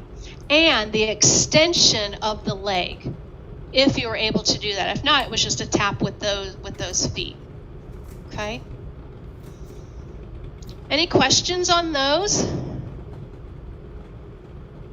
Questions, answers, questions, answers. Hey, quick question, Janice. Yes. Can you share the final timer along with everything else when you send in the email? I use Seconds Pro, so if you have it in that format or anything else with your transitions built in, that will kind of be helpful. Absolutely. I will definitely send that over. The timer that I use, it's just, I don't know, I'll have to look to see what the name of it is. It's really easy to use. I kind of like the timers that actually go over the music too. So there's some apps out there that can actually do that. But because I teach virtual, it's kind of a little more challenging. Yeah. And I also like the ability to be able to come over and stop it. So like if I know that the transition is going to be a little hairy, or I just feel like, you know, I'm not getting the cue out fast enough and I can't get you guys there, I'll like stop the timer at the end of the interval and give you guys enough time, especially if you're going to round 2 and you need a little more explanation. You can actually pause it. Whichever app you use, I'll download it, but I'm teaching all the time at the gyms. So for me, I'm using the iPad for my Seconds Pro, and then my music is already playing in and I have the mic on, so it's not a problem. But if you're using a different app, that's okay too. It'll be just easy to just add it in along with everything else. If not, absolutely. I will do that. Good question. Good question. Thank you. Thank you. You're welcome. All right. Any other questions we got? Anyone? We know everything? We can rock and roll this tomorrow? Yes, I'm actually starting a new format tomorrow, but it's similar, but it is client-based, but it's pretty much similar to what we did today. Sweet, good deal. But I teach a lot of HIIT, so I like to always see new styles. Yeah, absolutely. Tabata and Prayoga and traditional HIIT, and so many flavors to it. There are.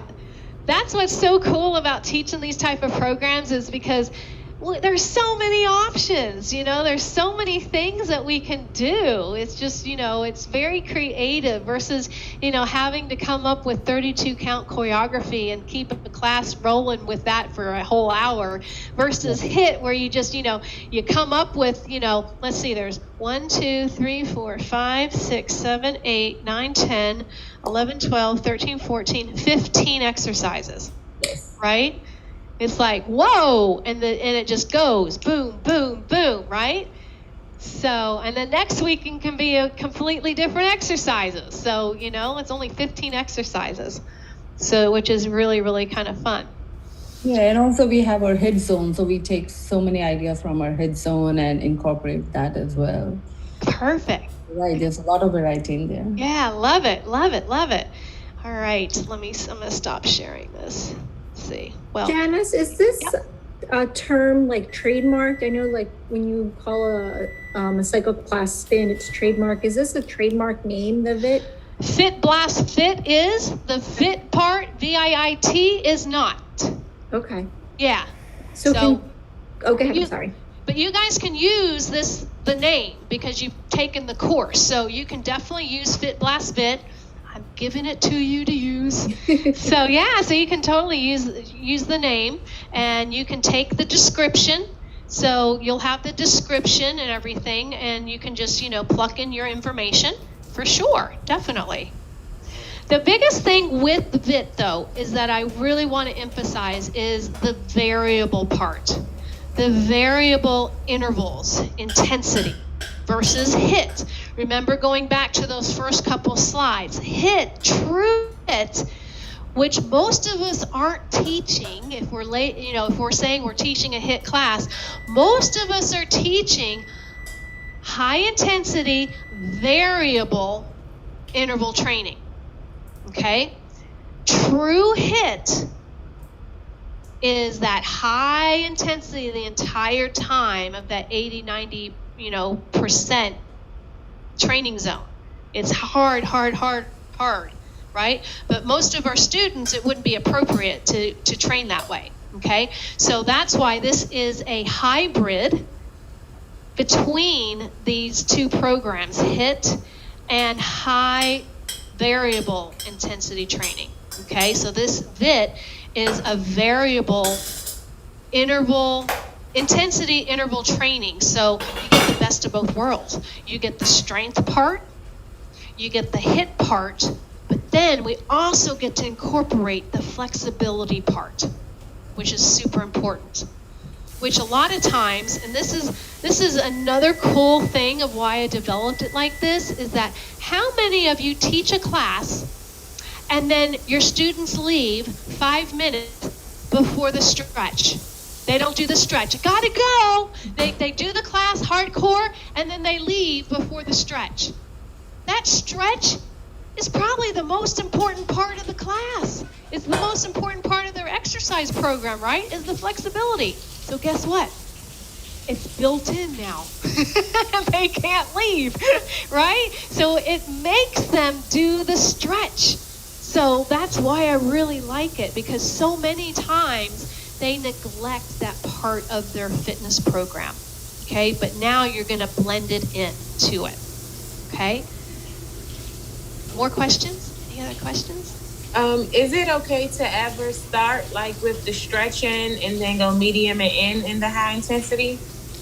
Sure, why not? Okay. Go for it. Okay. Right? It's not written in stone. Here, we'll go back to that one slide because I know that's a good slide. Let's see.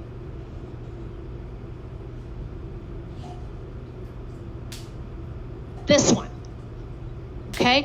As long as you stay in these parameters, it doesn't matter if you start with the HIT, medium, low, or reverse it. Start with the low, medium, high, or low, high, medium. Yeah, you can mix it up. Exactly, for sure. Because again, it's 5 minutes. You're doing the medium 60 seconds, 2 minutes, right? 2 exercises for 2 minutes. Then you're doing 2 minutes of HIT and then 1 minute of the low. So I love that part too, doing the low first. I haven't tried that one. I'm going to try that one. Good one. Any other questions on that?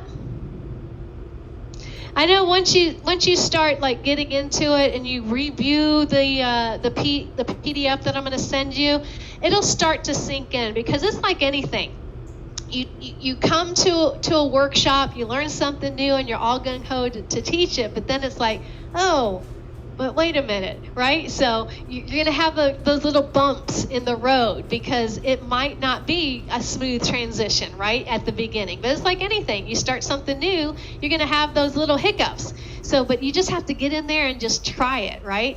But, your students are always afraid of you on Monday after you've come to a workshop.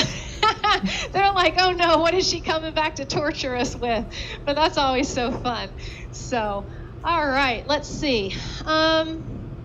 Stop sharing that. All right. Any other questions? We got nothing? I have with the recovery. Is what about like active rest, or do you suggest just breathing? Breathing. Okay. That's a good point. If you're doing true HIIT, you need that recovery.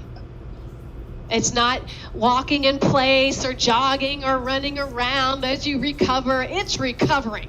It's like what we did today. You got to get a drink. You got to catch your breath because you're just you're like dying, and then you're like ready to go, right? So if you need an active recovery, then that tells me that you didn't work hard enough during the HIIT, okay?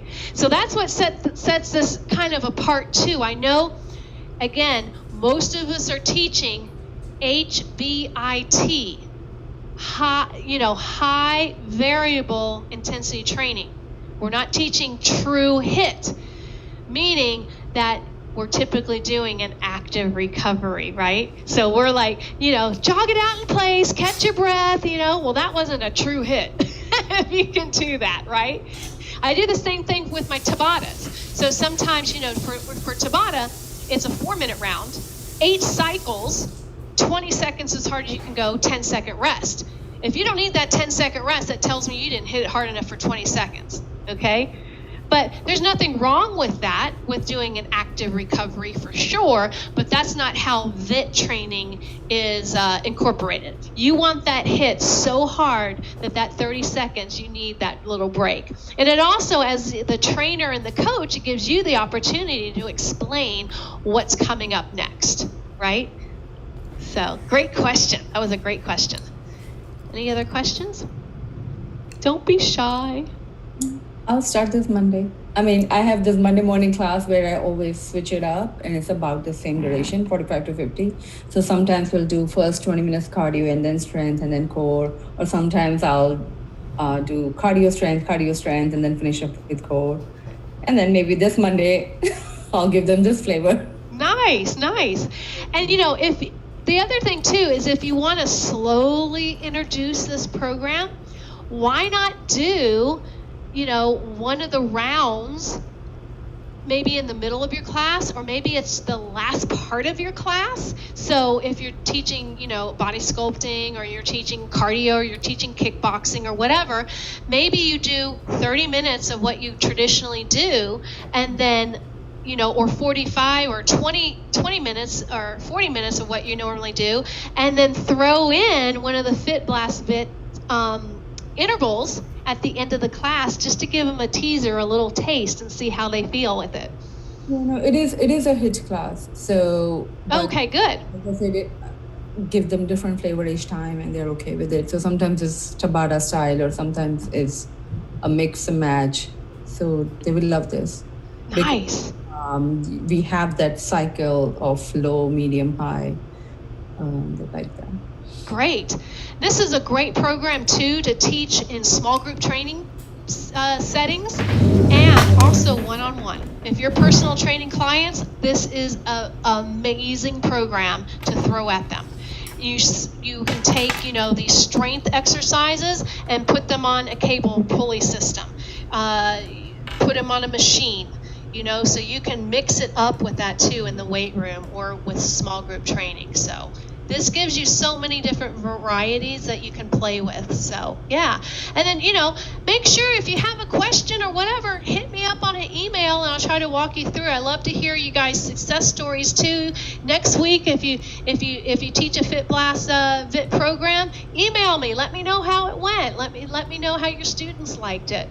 My students love this program. I switch up. Since I teach 6 days a week. I've got the same people 6 days a week. It's like amazing, 6 days a week. So I always have to mix everything up. So on Tuesdays is my day that I flip-flop all of the workouts. So I throw in certain things, like complete different workouts that they've never done. So I did this one, and they're like, "Ooh, put this one in the rotation." They loved it. They loved it. My seniors, my youngsters, every single person. I've got 80-year-olds, 74, 76. My mom's 80. She takes the class. It's like awesome. so everybody can feel successful and have fun, and yeah, just play around with it. The biggest thing is have fun, right?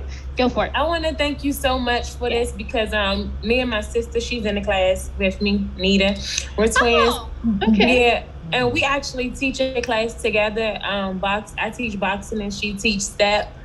And we wanted to like combine it together and do an extra flavor. So this is like amazing. And I just want to thank you so much. I truly appreciate it. Oh, thank you guys so much. I love what I do. I love sharing and playing. And I mean, that's the biggest thing, right? We got to have fun. That's why we're in this industry, right? We want to have fun. Yes, we want to, we're preaching health and wellness, and we're trying to let people live, a fun, exciting life and bring joy into their life. And that's why we do what we do. That's right. And I also, I believe last month I came to the CrossFit, the HIIT cross training in Tabata and got certified. And I was like, that's my sister. I was like, we got to come back to her class. It's so amazing. Nice. And our class actually loved the routine, and they loved and hated it. Exactly. It's kind of like a love-hate relationship, right? That's awesome. Well, good. So this will give you just another variety of, the Cross HIIT Tabata program that you guys are doing. So just another variety of training that is going to incorporate both your strength, your cardio, and your flexibility. So awesome. Well, I want to thank you guys so much for joining me today and listening to all my craziness. So I really hope that you guys enjoyed the process and the journey today. And I'm sure you're really excited that there's no test. That's the most exciting thing for me. I'm just I just want to share the information. That way you could enjoy the process, because I don't know how many times I've taken an exam, I did not enjoy the day, and I don't even remember the day. I don't even remember the information. I was so worried about writing stuff down and for the test. So this one, you just get to come and play and have fun. So thank you guys so much for joining me. I hope that you learned a lot. I hope you got a lot out of it. Dylan said that it'll probably be about 2 weeks where you get to your CEC certificate. And the other cool thing is you get 8 CECs. It's awesome. I'm so excited for you guys. I'm gonna, in the afternoon later today, don't expect it right away, but later today, I will send you guys over the PowerPoint, and I'll also send you guys information on the music, the timer, and different information on some of my courses and stuff. And feel free to reach out to me if you ever have any questions and have questions about the program. And just keep in touch with me and let me know how you guys did. So what we're going to do is we're going to actually take a little selfie. All right. So I want to take a selfie with you guys. And to be honest with you, I'm really terrible at selfies. Sometimes I cut my head off and stuff, but we'll see how we can do this. All right, here we go. So you're gonna smile like you had a really good time, and then, oh wait, see, I think I'm on record. Okay, wait, stop that. We want to take a photo. See, I'm not good at that at all. All right, ready, set, hello. Perfect. All right. I'm going to put that up on my Facebook page and probably Instagram if you guys want to hit me up. Put a little comment in there letting AAAI know what you learned and if you had a good time. I hope you guys did. So thank you for joining me. And we're getting out a little bit early today. So tomorrow I'm teaching a total body strength conditioning program.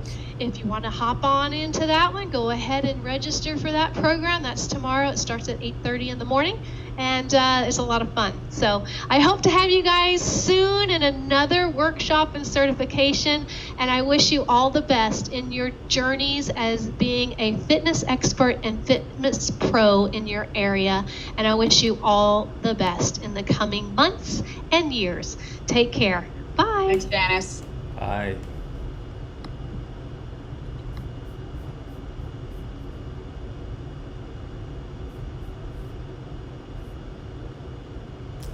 She's mad cool, bro. Mad cool. Nice thing.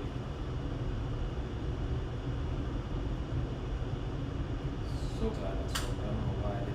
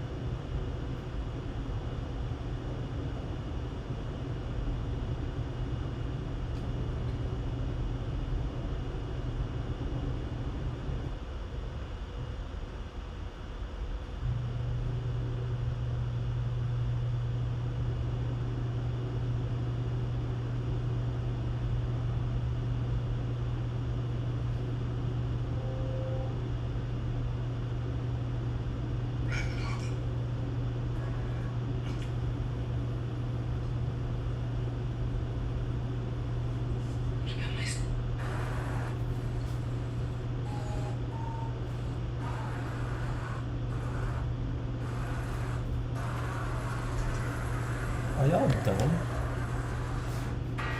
These motherfuckers are coming to kill not everyone, everything. They just sweep over everything.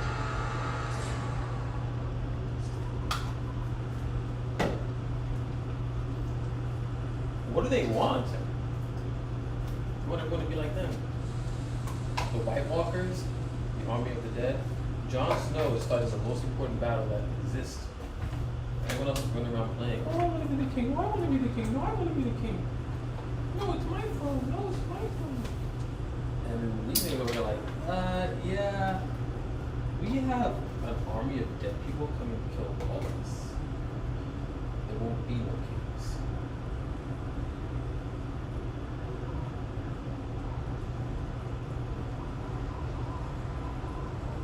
There won't be no more kings. Opposite of us.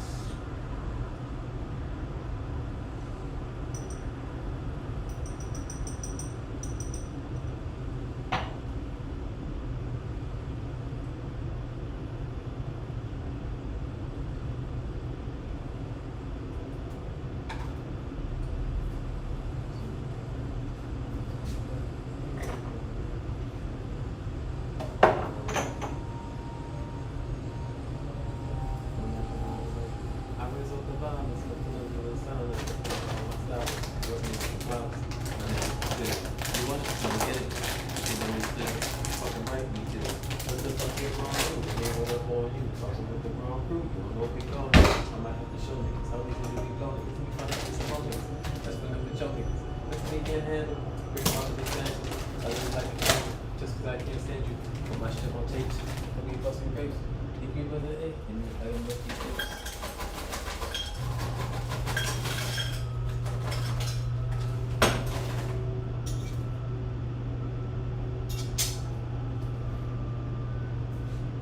Don't you start this shit with me today. Don't you even try. I'm not with it, I'm not trying to I'm not for it. 4-hour class, it was a lot of fun. She makes me out. Oh. So tough. She had us support. I thought she was gonna kill us.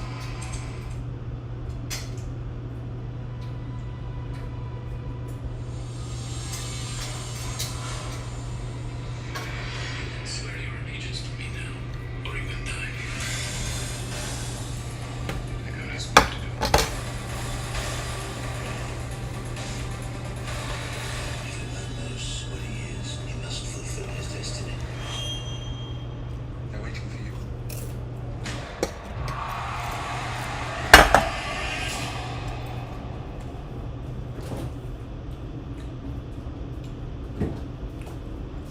Did terrible things. Turned on Rob, captured Winterfell, killed those They boys. weren't those boys, they were Bran and Rickon. They were your brothers. You've known them since they were born. Only what? They were. Tell me why Bran and Rickon should be gone while you still breathe the air. Tell me to my face, Theon. Tell me that they weren't your brothers. Bran and Rickon.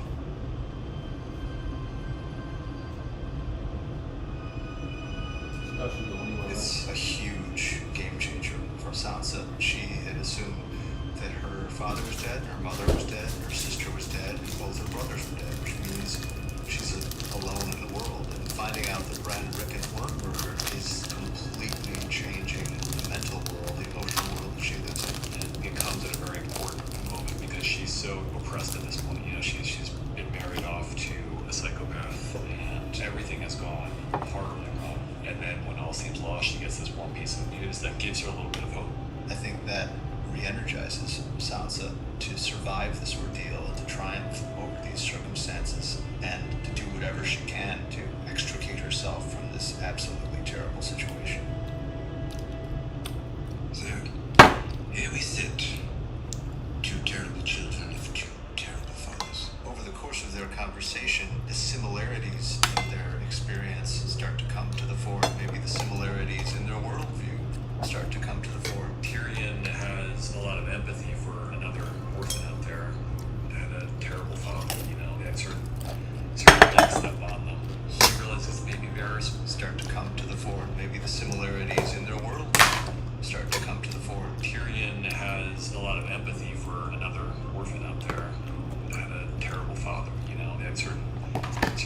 step on them. He realizes Baby Varys was right about her, that she's the last chance for Westeros, and this is someone who could cross the narrow sea and not only bring me back into power, because Tyrion still has his own ambitions, but create a better world for the people over there. Because, you know, despite everything, despite his occasional cynicism and his lack of sentimentality, Tyrion is one of the few players in this game who believes that it's possible to make things a little bit better for people. Lannister, Targaryen, Baratheon, Stark, Tyrell. They're all just spokes on a wheel. It's a beautiful dream. Stopping the people. You're not the first person who's ever dreamt. Dany talks a good game, and she's very charismatic, and she's a very impressive young woman, but he's heard lots of people say lots of pretty words over the course of his life, and he's seen how those plans go awry when they meet with reality. I'm not going to stop the wheel. I'm going to break the wheel. Like revolutionaries in our own world, she has every intention of changing things, even if that means knocking everything down to do it.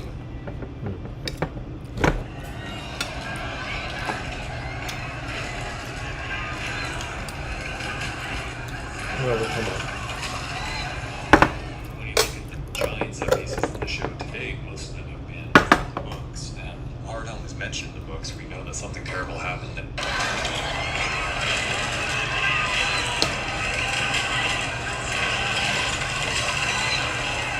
When you look at the giant set pieces in the show today, most of them have been from the books, and Hardhome is mentioned in the books. We know that something terrible happened there, but we don't know what happened. And Jon Snow wasn't there. No one we know very well was there. So this was an opportunity to go north of the wall and to show the audience something that is going to be fresh for everyone, whether you're a book reader or not a book reader. This is stuff that no one has seen.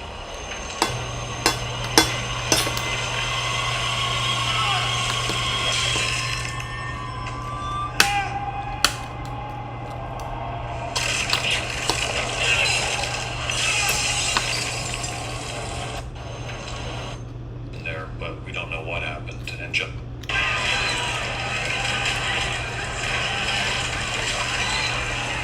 when you look at the giant set pieces in the show today, most of them have been from the books. And Hardhome is mentioned in the books. We know that something terrible happened there, but we don't know what happened. And Jon Snow wasn't there. No one we know very well was there. So this was an opportunity to go north of the wall and to show the audience something that is going to be fresh for everyone, whether you're a book reader or not a book reader. This is stuff that no one has seen.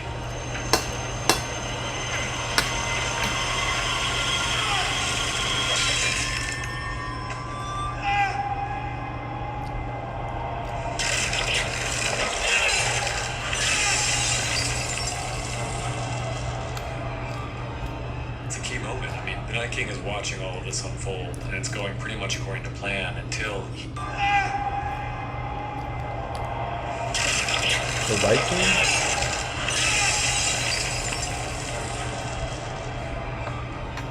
It's a key moment. I mean, the Night King is watching all of this unfold, and it's going...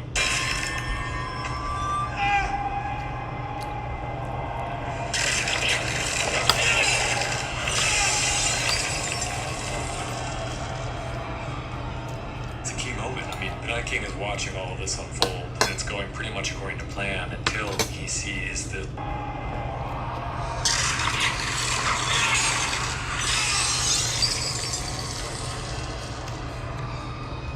It's a key moment. I mean, the Night King is watching all of this unfold, and it's going pretty much according to plan until he sees this little living kid down there kill one of his lieutenants in an unexpected way. And before that, he sees the sword hold. You know, he's seen the White Walker's weapons shatter steel, except Longclaw does not shatter. And the Night King sees this, and it's kind of, well, this kid's interesting. This kid's actually possibly a threat for me. The fight against the living is supposed to be very one-sided, I think, as far as he's concerned. The idea that there's any meaningful resistance being put up is interesting to him, because otherwise the whole scene is a complete slaughter.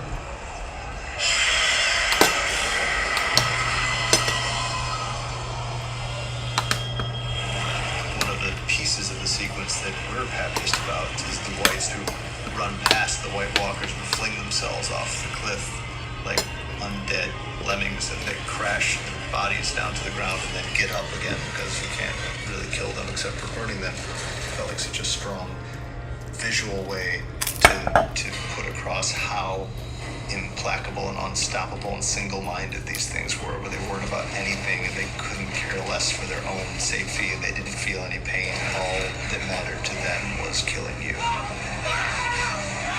This isn't a battle, really. It's a massacre.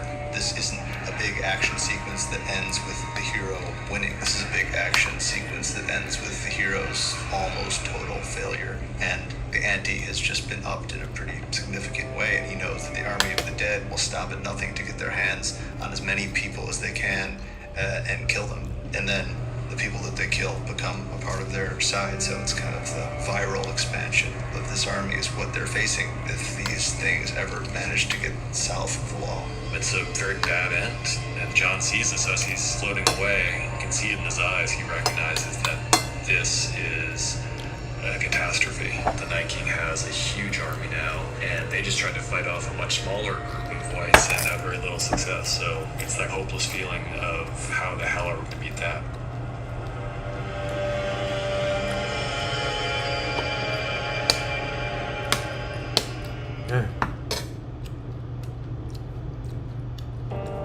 The Easttown Police Department received a